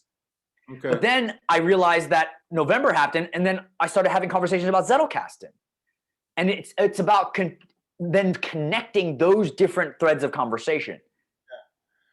Well, I guess my point is, I don't see any reason, and I don't think it creates any friction to have notes that are, kind of random. They fall into different categories, and a lot of them may never see, permanent note status, right? And they don't need to. I mean, because My everything, question as well, though. if you tag your ideas, with some care, and you have a list of your tags in case you forget them. I mean, I have things that I review periodically, like KIM, hashtag KIM, keep in mind, and then I'll review those once a week. What am I supposed to keep in mind, So or narrative, or I mean, any number of these things where they might feed into a project, into a writing project that's part of the Zettelkasten, but those notes themselves aren't part of the, the fleeting to relevant. and this is why I can't teach you how to solve that problem. It's not a problem. Well, no, but I mean, I can't teach you how to create your personalized workflow, because you need to understand that the reason that I've kept everything so regimented and so strict in regards to structure is because now you know how to do that. You can always go back to that. You've practiced that, but you also need to realize that Luhmann sometimes didn't even do literature notes. He goes, here's a fleeting note. I'm just going to put it to my Zettelkasten. But that's because once you know the rules, you can break the rules. But I don't want to go ahead and tell you like, hey, you can do whatever you want. No, I needed to constrain it in order for you to go, okay, now I understand this simple structure. Now let me go and as the complexity comes in, you can solve that problem when it happens. If you're comfortable just to write a permanent note from a fleeting note, do it. If you have a fleeting note that you just want to hold in another page, do it. But I'm saying don't rely on me. I don't have the answer. The answer is going to come from you. And the only reason the answer is going to come from you is because you've practiced creating permanent notes in this strict structure. And once you know how to do that and understand why it works, then it's like it's all on you. Right. I was just trying to speak somewhat to Curtis's and Roy's point that, at least from my point of view, as important as the Zettelkasten is, and as much as I want to build an effective one for myself, there are things that don't have to go in there that can still be valuable, that are tangential related, but not, they don't have to, go into the formal system. Yeah, but I can't solve that problem. I can't, well, it's not even solve that problem. What I'm getting at is that's going to be the decision that you're going to make when that time comes. Yeah, I know. Yeah. But I had to make sure that you understood what all of this looked like first. Oh, absolutely. And I'm grateful for that, because I finally, I got it. I mean, and I continue to learn, so I'm not complaining at all. I'm just, just sharing, some potential workarounds for people who feel some resistance or are worried about, getting everything to fit the template. It doesn't necessarily have to. That's all I'm saying. What, just to add on to what you're saying, Rick, just for people who are maybe having a little bit of that resistance or nervousness, I'm kind of picking up on when Roy said fetish. I've got a fountain pen fetish, and I have paper notebooks that I sometimes just noodle ideas down. And I encourage you to just, if you don't want to kind of commit to the template, just start to write some stuff down. It's very powerful, and have a pen that really brings you a lot of pleasure. Like it's a good experience, and just enjoy thinking through it. So give yourself permission to try that. And I hope that comes off as well. I mean, I hope it comes off that, yes, it's been very strict in regards to structure, but that's the reason is so you get it. And then once you get it, you can do whatever the hell you want. I think Samkhya literally mentions that, right? It's like first, in order to break the rules, you have to know what the rules are to begin with. And I can also add on. Oh, sorry. Go ahead. Go ahead. I was gonna say I can also just add on to this. It's like I literally spammed Bo via Twitter this afternoon just because I think in the live session I had literally mentioned how yesterday was so hard for me to even write a single note, like where it was like a really big struggle, just mentally, emotionally, just like all of the above. And then today I decided I'm going to sit down and try to write at least 3 permanent notes back to back. And that transition, it was just like really mind blowing how each session became faster and faster and faster. And like, I'm still working through the thought process, but the difference within like 24 hours was just like astronomical just by doing it, just like sitting down and just trying to do 3. And I think that eventually I can do like maybe more and more over time, but like the difference in emotional feeling was just like so vastly different just from just sitting down with the discomfort, I guess. For some of us older folk who maybe think through writing, I find that sometimes it's just like to type it out, or there's just something about writing and getting out of your brain. So I have a tablet, and you can like, especially with Notability, you can like, I was writing out of doing basically fleeting notes yesterday, and my thoughts were kind of all over. But what's cool is you can like, you can kind of crop out a section of your writing and then move it down and then write a bunch more things in the middle and then move it back up and erase parts of it and change the color. And then when I'm done with that, I sometimes just screenshot it and put it right into my Roam.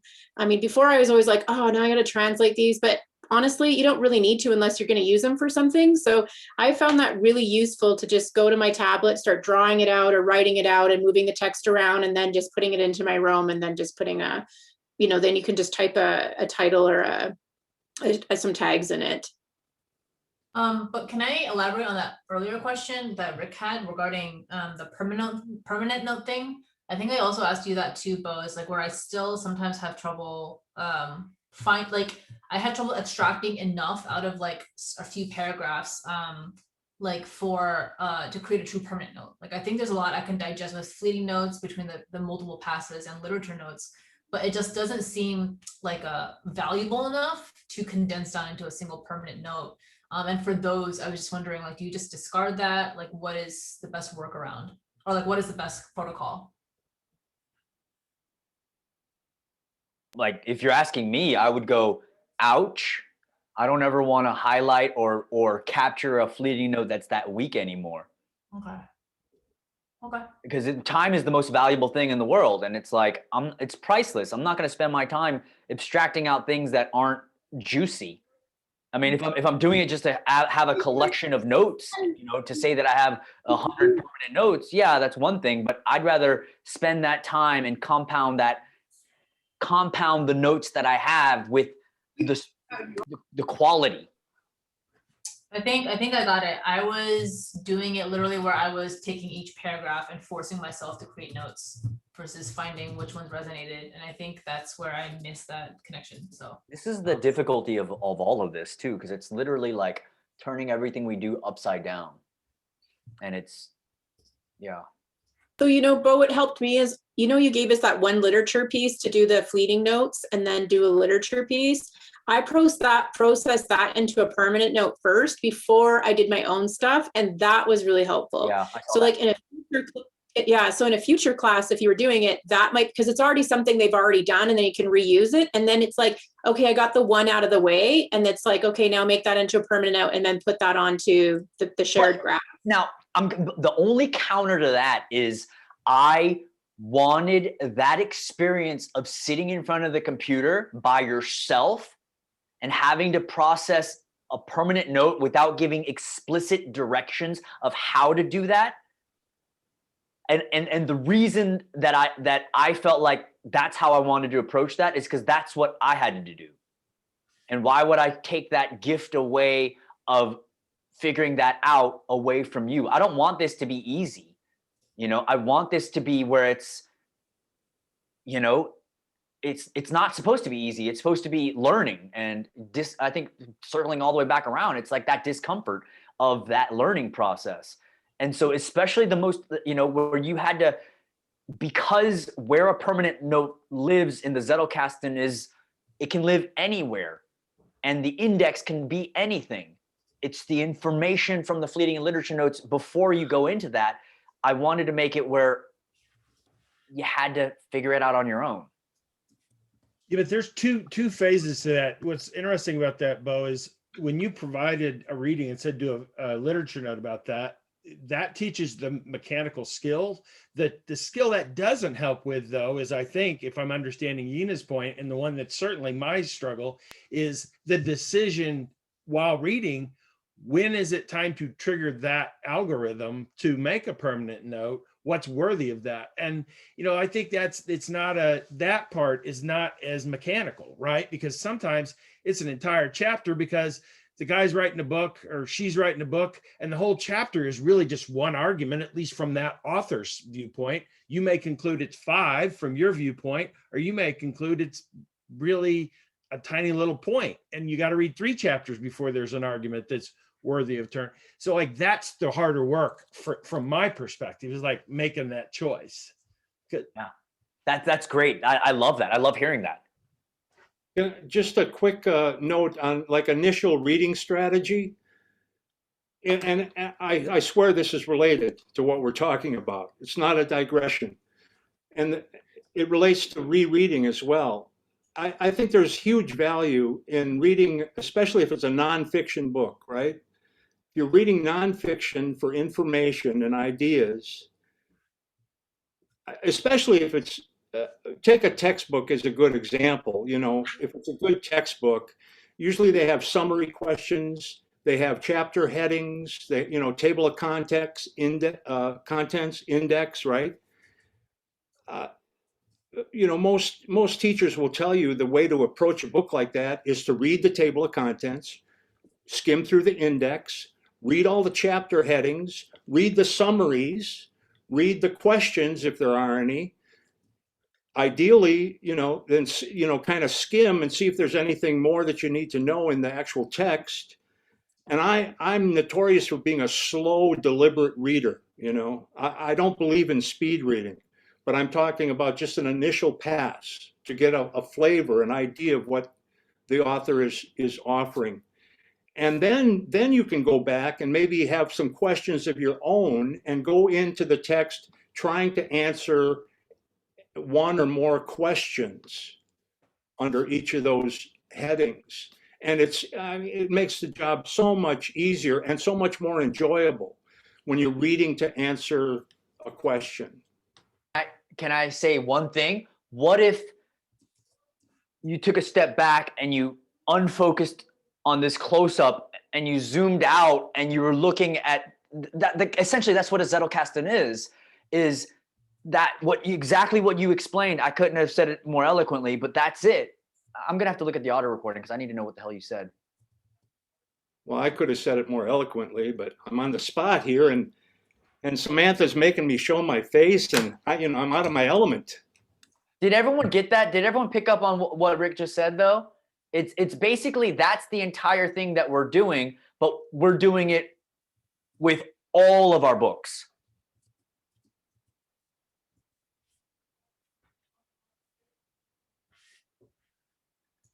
And I think to Roy's point, there might be a book where, maybe the book is only worthy of a single permanent note, And then you go back and maybe you have some questions of your own and you go into the text trying to answer one or more questions under each of those headings. And it makes the job so much easier and so much more enjoyable when you're reading to answer a question. And so for Roy, what you were talking about, like that's what it is. So it's like taking that, instead of just a book, it's actually all the books now. And it's the enjoyment of seeking out the questions that you have through the conversation with your notes. And I can't explain what that feels like until you have 100 of your own notes that are talking back to you and that you continually look back at when you add more notes to it. But as that happens, that's the sort of end goal, it's that enjoyable process of trying to answer the question that you have with all the different books that you're taking in now. What's unique though too about you, Rick, is that you've read a lot and you're well seasoned in your thoughts and the classes you've taken. I mean, it's completely obvious when you speak that you're someone of wisdom. And I'm not just saying that to flatter you, you really are. So when you're reading a book, you're reading it and you're like, oh, this is familiar, this is familiar, this is familiar. And you're like, bang, okay, this is new to me. So, you know, for people who don't have that, they do need to go through the book a lot more, but it's something to strive for, is to like, okay, I'm familiar with this, I'm familiar with this, I'm familiar with this, and skim over those kind of familiar areas. But the more you read, the more things are more predictable, and more, the more familiar they are. So something to strive for, but not something that everyone can just do right out of the gate. Right. And by the way, well seasoned, that's one of my favorite euphemisms. You know, when I used to do taxes, a lot of my clients were seniors. I hardly ever called them that. I used to call them my seasoned clients. They really loved that. Well seasoned. Hey, where were we? Should we continue, Bo, or I do have one more question, but I can save it for like another gap after we read. Actually, let's read. Never mind. Yeah. What do you? What I'm gonna ask. Who hasn't? Eric, what do you think? Do we ask the question? Do we answer Nina's question, or do we keep reading? I can't hear you. Might as well answer at this point. Well, I mean, I guess the good thing is that it does tie into the text. Is like, Sonke. Come on. Okay. Bring it. Sonke really It's only 50. discourages. He discourages, or not discourages, but he says that rereading is not really helpful. I wanted to get ask about conversation. So like, you know how when you're in lectures or like you're in like those small group classes, a lot of the times it just feels like you retain so much more information via discussion. I don't really see Sonke mentioning collaborative learning. So I wanted to get kind of everyone's opinion, or like kind of like what they thought about kind of collaborative learning, where you're almost having like Zettelkasten is having a conversation with yourself. How does that differ when you're having conversations with different people? And like, does the learning intensity change depending on the people that you're speaking with, like yourself versus other people? I don't know if that's worded well. Depends on the people, right? Yeah, but I guess like saying is that like conversations with yourself, that's a way of learning. And then the conversations, like when you're having conversations in an interactive environment, like what we're doing now, which way furthers learning more, or does it even do that?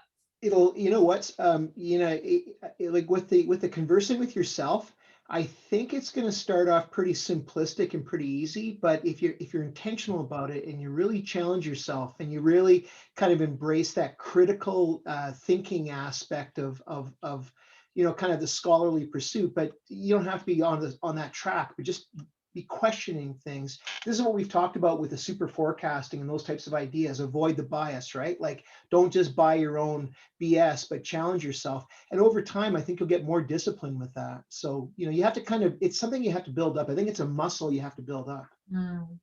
Because like I feel like in this conversation, like I'm learning so much, but I just feel like when it's like my own conversation, like my brain has to work so much harder to feel like, is that true? Are you challenging it enough? Or like XYZ. So like what Rick is saying, like it definitely does depend on the people that you're in the room with. But even when you are talking to someone else, it's almost like I feel like the conversations I have with myself is like adult Nina versus like child Nina, where like so the conversation dynamic is not going to be as fruitful, even if it's with, you know, like another person that might not be like depending, yeah, like just depending on the level. I don't know what the word I'm looking for is, but like depending on the different types of person's interests, the conversation level will differ, but it still will be an adult conversation where there's back and forth dynamic. Versus conversations with myself, sometimes it could just be like an adult talking to a child. But this is where coming into a group like this and just with a bunch of random strangers and challenging yourself, like, this is almost like doing improvisational, like yes and. I like to think that we're all doing yes and with each other.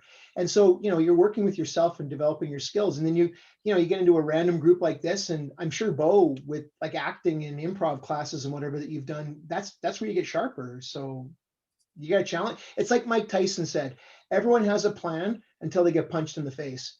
And this is a metaphorical equivalent where you know, you're winning every argument, you know, like you're by yourself doing yoga and you're owning the shit out of it. And then you come into a group like this and you're like, oh, okie dokie. And it's not like an ego thing. It's just, hey, we're just all having fun here. Yeah, and it's awesome. Like I love that being like put in place like that. I feel like it's like very it's like always next level up. So yes, and learn too. I also find that when I'm just talking to myself, I get kind of stuck into this rut of asking a question and ruminating over that answer, just looking for answers. And when I'm in a group with other people, I feel like the benefit is I kind of learn from them to ask better questions, which really broadens the possibility space. So for me, it's finding better questions. But isn't that kind of going back to what the writing was in the earlier in the chapter, where basically he's talking about the best academics are the one that look for what's not on the page. So you're like, you can have an argument with the author, even if it's not exclusively a conversation with yourself. It's why is he say? I mean, the analogy that came to mind when I was reading that is I do a lot of work with political candidates and I train them to deal with the media. And like the first thing I tell them when they're dealing with a reporter is, do not think about the answer to the question the reporter just asked you. Think about why the reporter chose to ask you that question. And I sort of think of that as like, why is this author saying this to me? What's the other side of that they're responding to? They're probably not saying it. You know, it's only profound if it's new in some way or contrary to something else. So I just think the way to simulate that conversation is not just with yourself necessarily, though that's obviously one way. That's great. And sometimes the best answer to a question is another question. I rewatched I rewatched Bo's presentation with Robert Hasefield, and Bo effectively used that technique a number of times, very effectively. If you haven't watched it, Yeah, if you ask me a question and then it's like, yeah, answer it to get the message across. yeah, that's one that's worth watching more than once. How are we supposed to watch regular TV and go back to like doing regular banal stuff? Like, this is too addictive. Damn it. Like, there's too much quality time in reading and learning, man. This is awesome. You know what I was thinking is just everyone was talking and Roy was chiming in and Vincent was talking and even you might, it's like, what if it was like a weekly thing where, you know, you spend the entire week talking to yourself in your Zettelkasten and then you present what you've been learning in this group sort of environment. I don't know. I'm just throwing it out there. It's just, I feel like what's happening right now is something, I don't know what. Well, Heather mentioned a mastermind group. Has anyone done one? Like, Well, I do. I'm in Farnham, and we do like every Friday we have a call, and there's like 20 unbelievable people. I don't feel worthy to be in the calls, but it's really interesting to just listen to the different things that come up, and they're from disparate fields. So like the questions, the stuff I take away, I'll have like 30 tabs open after the conversation. It's just like people that are just, if you're into curiosity. Like if you think about Shane has 1 million subscribers and he has 1,000 people that have kind of gone into this. So if you think about the narrowing of the population, it's just like pure curiosity is driving with the people that are in there. So if I mean, I'm not necessarily saying that's a forum for you, but if you can find a way to find your people, I guess, maybe that sounds a little strange, but yeah. Kind of like inner intellect. What? Kind of like intellect, but more goal driven, I guess. Yeah, like multidisciplinary, I guess, is what their obsession is mental models. Yeah, That's my I was obsession. gonna say, yeah, the mental models thing is very attractive. Yeah, that's what I think about. Zettelkasten is really just mental models if you think about it, right? It's kind of, that's all you're doing is rounding out your knowledge of the universe as you get older. So the more stuff in your Zettelkasten, the more you're connecting, and knowledge is really just connections. And then mental models is really, I guess, really how you're navigating that piece. Would these conversations and discussion have happened if we didn't have an underlying like goal of like, hey, we're gonna do a book club and learn Zettelkasten?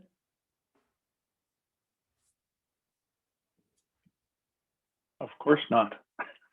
There you go. Pull him out of his shell. No, I think if you could, so the question that brought us all together is, what is Zettelkasten or what is Rome? And if you could harness all this energy towards other questions. I think that would be really interesting. I think also like what Heather is saying too is that this is pretty like-minded. Like I think we're all quite curious as well. I've never really interacted with many Farnham Street members, but I do see like there is like that commonality of wanting to pursue knowledge and stuff like that. So I think And that, I can offer a demo if anybody wants to see inside the community sometime. Just DM me. I can put my Twitter thing on. It's pretty interesting. I know that people have trouble with the financial hurdle. So Yeah. What's the cost? And I were talking yesterday too. It's like all of us have come together to converge at the same time. It's like there's a momentum of the universe, I guess, if you will, and like we all kind of came and we all came to do this book together and learn together, and that's how it works. So it's kind of really neat to see the energy that comes together when we're all just converging at the same time. And then where we diverge after will be really interesting. Some of us will kind of go together and some will kind of disperse everywhere, but that's the kind of the really neat thing of doing something like this together. I think you hit the nail on the head, though. I think that's exactly what it is. Some people are going to sort of stick together. Some people are going to go off. Some people are going to do this. Some people are going to do that. I think what I hear you saying, Samantha, is to appreciate and enjoy this moment. Like right now, 11:20 p.m. Eastern Standard Time, just with this group doing what we're doing and talking and listening.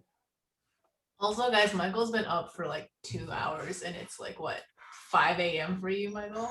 No, I'm in Alberta. I'm actually about an hour and a half north of Samantha. I've been going to university in England in real time. So for the last 8 days, I've been waking up at 3 o'clock in the morning. No, I'm in Calgary. So I'm in the mountain time zone. But yeah, Okay. Bart's in Poland. I'm like with all of you. Never mind. Okay. But I've been awake since like 3 in the morning for 8 days though. So I got that going on for me. Okay, we've got another 10 minutes. I say we just hammer out the rest of this chapter or keep this discussion going. My brain is blowing up. We just have one more session, right? One more? I say we just finish with discussion. I feel like we're on a roll here. Oh, totally. I had an interesting thought about this rereading thing, because like the Zettelkasten, and I'm totally into it. It's really interesting, but I also have this thought that you're separate from your Zettelkasten and you're navigating and interacting with people, right? So the magic is really about expanding your associative memory. So like the Zettelkasten is going to augment that, but like I don't think that rereading something is a waste because your brain is unconsciously picking up stuff. So like I don't think it's ever a waste. I think there's a ton of stuff going on. I don't know how this RAS system fits into it, but I don't think things are wasted. I think that as we get older, we're just kind of like piecing together stuff slowly. And just having this curious attitude is what's going to get you where you need to go. So no matter how slowly you piece together your Zettelkasten, I think people are like so hard on themselves. I know I can't be on me, but I just wanted to say that. I thought it was kind of an interesting thought. Mm-hmm. Fun. Please. That's what it's got to be fun. And it's got to be enjoyable and it's got to be like, yes, I can't wait to do this again, you know? And I hope that's coming across, but that right there, yes. We've all been doing this for 30 days. This is totally fun. Yeah. Weirdly addictive. This is a weirdly addictive, but all of us are ready at this moment in time to be receiving this. It's crazy. It's more fun if you're a masochist. Oh yeah. Yeah, for sure. It definitely hurts, but I think like it's definitely like the flow state where it's like the challenge, but then the reward is just constantly going up that line. I think it's only initial though. I mean, it's only initially like that. I mean, it gets to that point where it's like, oh, wow. You know, it's actually really simple. Hey, so what is this next week looking like? I mean, do I keep doing videos? Do I just let everyone keep doing permanent notes? I've basically relinquished control of, you know, this to the group here. I want, you know, your suggestions of, okay, so where do we take this now? It's definitely this week is all about, I guess, one-on-one coaching sessions and group sessions to sort of hammer out the details. Oh, if we had a reading room sorry. It's okay. I had one idea. whatever you want to do with that. I thought it'd be interesting if we all used one passage the same to see what people came up with. I mean, people could choose if they want to do it or not, because I know like Michael's doing his thesis, so he's trying to choose things that overlap with his other work. But it might be kind of fun to see what people come up with the same passage. I like that idea, but here's my question. Is that going to be the best use of the next 12 days to get people to that point where after we're done with this, that everyone's ready to go?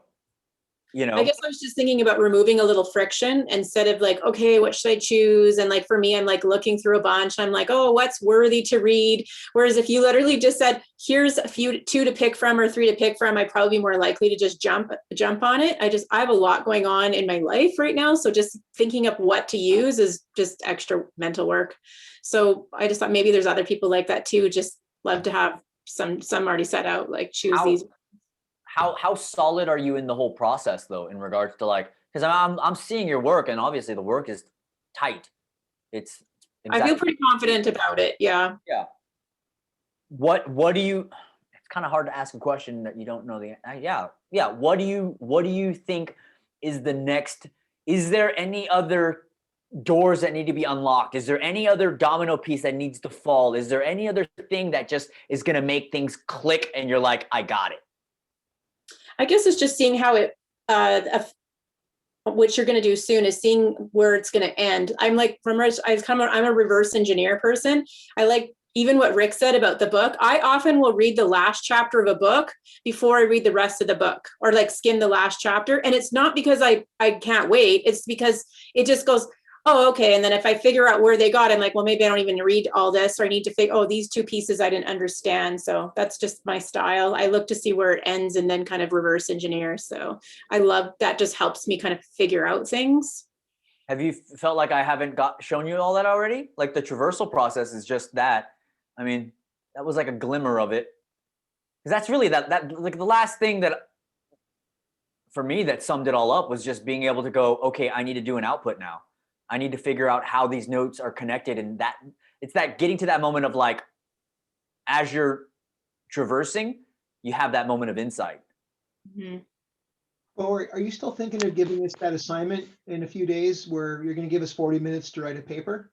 Yeah, I was thinking about doing it this week though. I wanted to, because I don't know if the coaching sessions is going to be the best thing, or you know, the best pedagogical, my vote for best pedagogy would be to turn us loose and make us suffer through doing a paper for 40 minutes, and then we do it again on Friday or something. Just one vote, one person's opinion. But you've been exercising or demonstrating such good pedagogy, like good pedagogical approach. Like you're an excellent teacher. Like I don't know if that's like plan B, but if you're thinking what else can I do, you should seriously consider teaching, dude. I've had good teachers. That's why I've had really good teachers. No, but you are a good teacher. Well, okay, but anyway, so my vote would be. I received that, and I received that.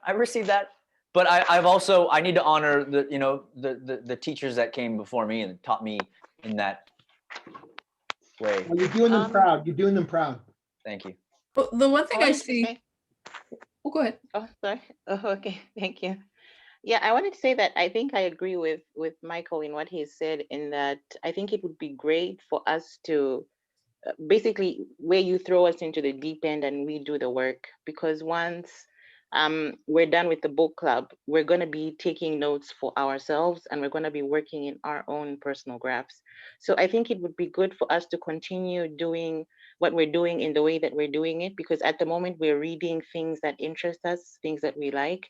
And then we're having that experience of figuring out, okay, I'm reading a book, should I highlight? Because this thing of highlighting has been coming up, wherein it seems like in the past we all just highlighted everything. So it's like when you read what you're interested in as opposed to something you've been given, then you have to think about, okay, should I highlight this and should I turn this into a permanent note? And I think that can only happen when we do the work ourselves as opposed to being given or being told what to do. So I think I got an idea. I got an idea. Okay. I got an idea. Okay. Now I'm not going to tell you yet. but we haven't. I need more permanent notes. Okay, and so I need more permanent notes. I want to hit at least 200, and then I'm gonna have and then I know what I'm gonna do. I know exactly what I'm gonna do. Oh, this is good. And basically, Chris, can you hear me? Yeah, you know what I'm doing here? I think you kind of know. How many permanent notes are there right now? Right now, we've probably got 120. Oh, you should totally go for 250. Well, I just need everyone to write more permanent notes, and that is going to be, So today's Monday, Tuesday, Wednesday, Thursday. Yes. I haven't added a single one yet, so. Yeah. Maybe, Bo, you could offer some swag to the 250th one or something. Whoever gets the 250 or something gets some swag. There's going to be swag, but I don't know if that's, but no, because I got an idea. I don't want to say it yet, but just keep making permanent notes. You got to give us an incentive. Yeah, I bought a Rome t-shirt. I bought the Rome merch. It was $60 Canadian with postage. And Okay, but FYI, just so you know, that merch is so male orientated. The necklines are like those ones that are like up to your neck. Like, I know I live in Canada, but honestly, I'm not a nun. Okay, so I look at it like this. Let's just spend the next 3 days. You know, how long does a guided writing exercise last? I mean, it's like an hour anyways. That's 2 permanent notes. You know, Lumen was doing 4 or 5 a day. When do you want them by, Bo? What's our deadline? Give us Well, this is how I look at it, right? The thing that clicked for me was once we had to go and traverse. So I would say if we can, you know,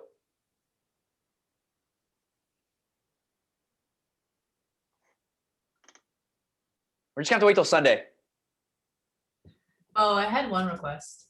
Is there ever, like, would you be able to ever do a seminar on asking better questions? Or like the thinking process of asking good questions? Because I think one thing that I've noticed a lot about just like anyone that is really thinks very like deeply about, or like, just basically people that I find very interesting are the ones that ask really good questions. And I think that the ability to ask good questions also will help translate into the conversation with ourselves.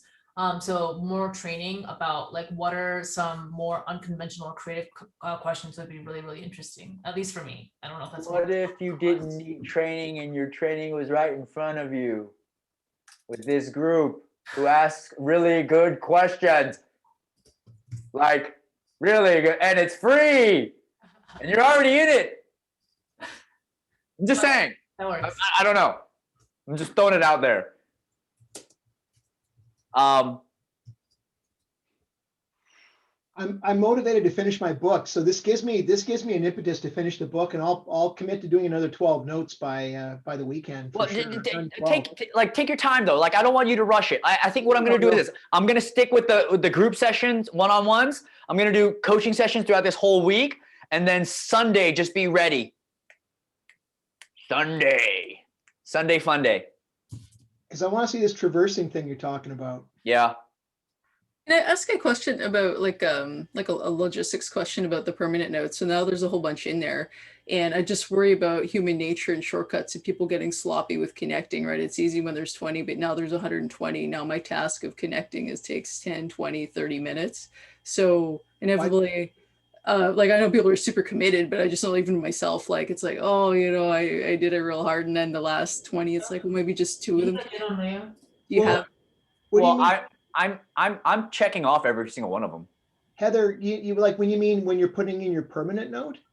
No, after you do that, when you bring in the relevant notes, right? So that's where the connections are Oh, made. You could yeah, pull yeah. 5 over, or, you know, once we get to, if you have 250 notes, there could literally be 80 that are relevant or more, right? But that is an investment of time to make sure those connections are. But maybe I'm missing something, Bo. I found I was working to the parent level blocks, and I like the theme words. Like I was putting in a bunch of stuff about university advising and stuff. I'm reading a book called "Won't Lose This Dream" about a Georgia State in Atlanta. So I was kind of looking for certain themes. So I just knew to avoid some of the other threads because they weren't relevant to me. So I wasn't spending 20 minutes. So I was probably like 5 minutes because of those hashtag words that Bo has us do. I found I could work through them pretty quickly, but maybe I'm making a mistake. Well, I think Heather, what you're getting at is what happens is once you start like I would say the first 20, 25 notes, you need to bring over as much as you can. And then what happens is now that everything is already connected, once you have this amount of notes, I saw the first one was perfect amount, but the other one I felt like it was a little bit too much. And you don't need to connect all of those because those notes are already connected to your Zettelkasten. And I know it's hard to see it, but it is. And I mean, I like being discerning. Like once you get to that point where it's like, where does this fit? You get a little bit more discerning of where it does fit. Because with each new permanent note that you add, it's compounded. So it's like you don't have just 12 cents and 16 cents anymore. You've got like $40,000, you know? And so it's not going to make sense until you traverse, because you're going to be like, wow, it doesn't even matter what, you know, as long as they're connected inside with one connection, they're all connected.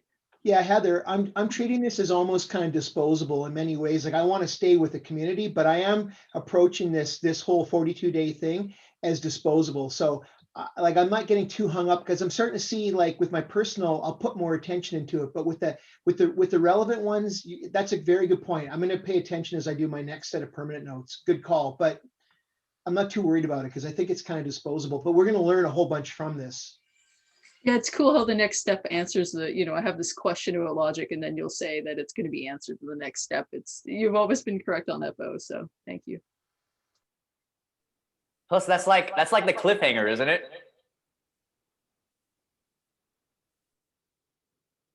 My microphone got crazy.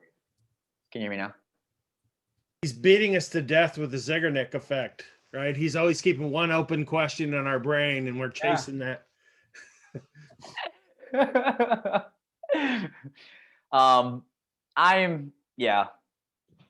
That's it. After that, it's after that, I guess we're just going to stick to the plan that I came up with on Sunday. You know, I just wanted to double check, triple check, you know, work fast, but declare slowly kind of thing. So it's like, okay, I'm going to open up coaching session. I got to sign up for Calendly, and then I'll set up, coaching sessions for this whole week, and then do group and individual sessions just to hammer out any of the finer details. And then Sunday we'll have a traversal contest. And then all next week we'll do the questions that, you know, highlighting that we were talking about earlier and which workflow works with that. And hopefully I can bring in some people to talk about that too. Maybe I'll do like one-on-one sessions with some of the people in the Rome cult. And do we want to do a Rome reading room next week? Yeah. Awesome. I'll post a link for that for week 6, and I'll do the same thing with the Zoom link and everything like that. And any other questions? Any other discussions that we want to touch upon? Like, do you guys just want to talk amongst yourselves? You want me to keep this channel open? What do you want me to do? I have work to do. Yeah. You mean it might take you a while to get that tie off, or what? Yeah, geez. All right. Thank you for dressing up so handsomely for us, Rick. Yes. Oh, it's all for you, Samantha. Aw, that's so sweet. So I is- am married, you know. Yeah, I wanted to. Oh, I know. Oh, you checked. Just teasing. I wanted to find out from Samantha about the Zoom calls you've been having. I think I'd like to join in. I think for me, the issue is really timing, because like today I had to wake up at 4 a.m. just to join in. And I was like, okay, I have to join at least one Zoom call before a reading room before we're done. So I don't know in terms of time and I think it would be good to just, have a chat and, talk to people about progress and all that. So I don't know, Samantha. Well, I think the idea I was proposing is potentially to continue on Mondays after reading room for those of us who want to continue to get together. The ones that have been going on between some of us in this group have been more like, hey, let's talk about this, or like Chris is doing that ship 30 thing, and I wanted to ask him about it because I was thinking about doing it. I know Yino is interested in doing it. So some of it's just like related writing, and kind of we're all kind of in that same boat, and so some of it's just related, and so we're just talking. And Michael and I only live like an hour and a half apart, so we've been discussing about maybe potentially co-authoring a book, or like what that would look like, or so just kind of getting to know each other. So, and then Annette's helping me with moving my journal stuff into my room, so it's more or less been like situational, I guess, the Zoom calls. Connect with people. Okay. Yeah. Does Michael know you're married? Michael knows. Yeah. Everyone's married. Everyone's married. This is not about, this is way beyond anything about being married. This is like way cooler than any of that stuff. This is like, Heather is exploded my mind. Thanks, Heather. I'm not gonna be able to sleep tonight. Like this Farnham Street stuff. Holy God. Thank you so much. I'm not gonna be able to sleep now. Heather is amazing, by the way. I love Heather so much. She's amazing. Phenomenal. Yes. I'm flattered. Thank you. Yeah, the Farnham thing is interesting because like there was a tiny little thread about note taking and then Rome and then like this Rome thing, but then there's people that are in there like anti-Rome, like I love Notion, I love Evernote, I love something I've never heard of, and like these intellectual conversations about why each one is better. Like Rome is just like a tiny little, like if you're curious about the world, it's really interesting. But Rome is amazing, so that is why I'm here. But this is going to be like, like back in the early 80s when I was a huge like New Order fan or a Simple Minds fan, and then they became popular, and then I was all bitter going, I remember them before they sold out, because when Rome sells out to Microsoft and all of a sudden it's Microsoft or Rome, a Microsoft product, they won't be like, it's not legit. Nothing is ever new. The Brain software was started in 1998, and that guy probably has a bone to pick with Connor and others because he's on Rev 13 and he's got block level stuff. The design is a little different, but I mean, nothing is ever new. And yeah, there's a lot of surgeons and different people that use that software, and it's cool. If you've never heard of it or seen it, it's like, I wouldn't recommend switching. Like I used it for a while and it wasn't a fit. I chose Roam, but for some people that function better in a visual environment, it's interesting, or you can use it for different stuff. But if you're just curious, you can check it out. I do not suggest changing because I would get excommunicated from this call, I'm sure. But I got connected into this on day 7 of this session when I saw a video of Bo, and he was like a madman. I thought, holy, I got to learn more about this. This guy is way too passionate, and I joined on day 7. So it's funny how we all trip into this stuff. So sorry, cool. Heather, I missed the name of the app you were talking about. It's called The Brain. Yeah. Oh, The Brain. The Brain. It's like Rev 13. The Atwal Gawande, he's a famous surgeon. He wrote the Checklist Manifesto. He's a huge fan. So he got me onto that a couple of years ago, and like what's personal knowledge management software and all this kind of world. So I could see what it was good and bad at. So I'm really actually thankful I put way too much time into stuff in there, and then now I realize why Rome is such a game changer and better at what it does. But it's interesting, like sometimes you have to make all these errors to figure out. Like for me, I fucked up my Zettelkasten, and like I'm probably a couple 100 hours into a system that I'm going to archive per Bo and move forward. So it's, I don't know, I just try not to look at it as wasted.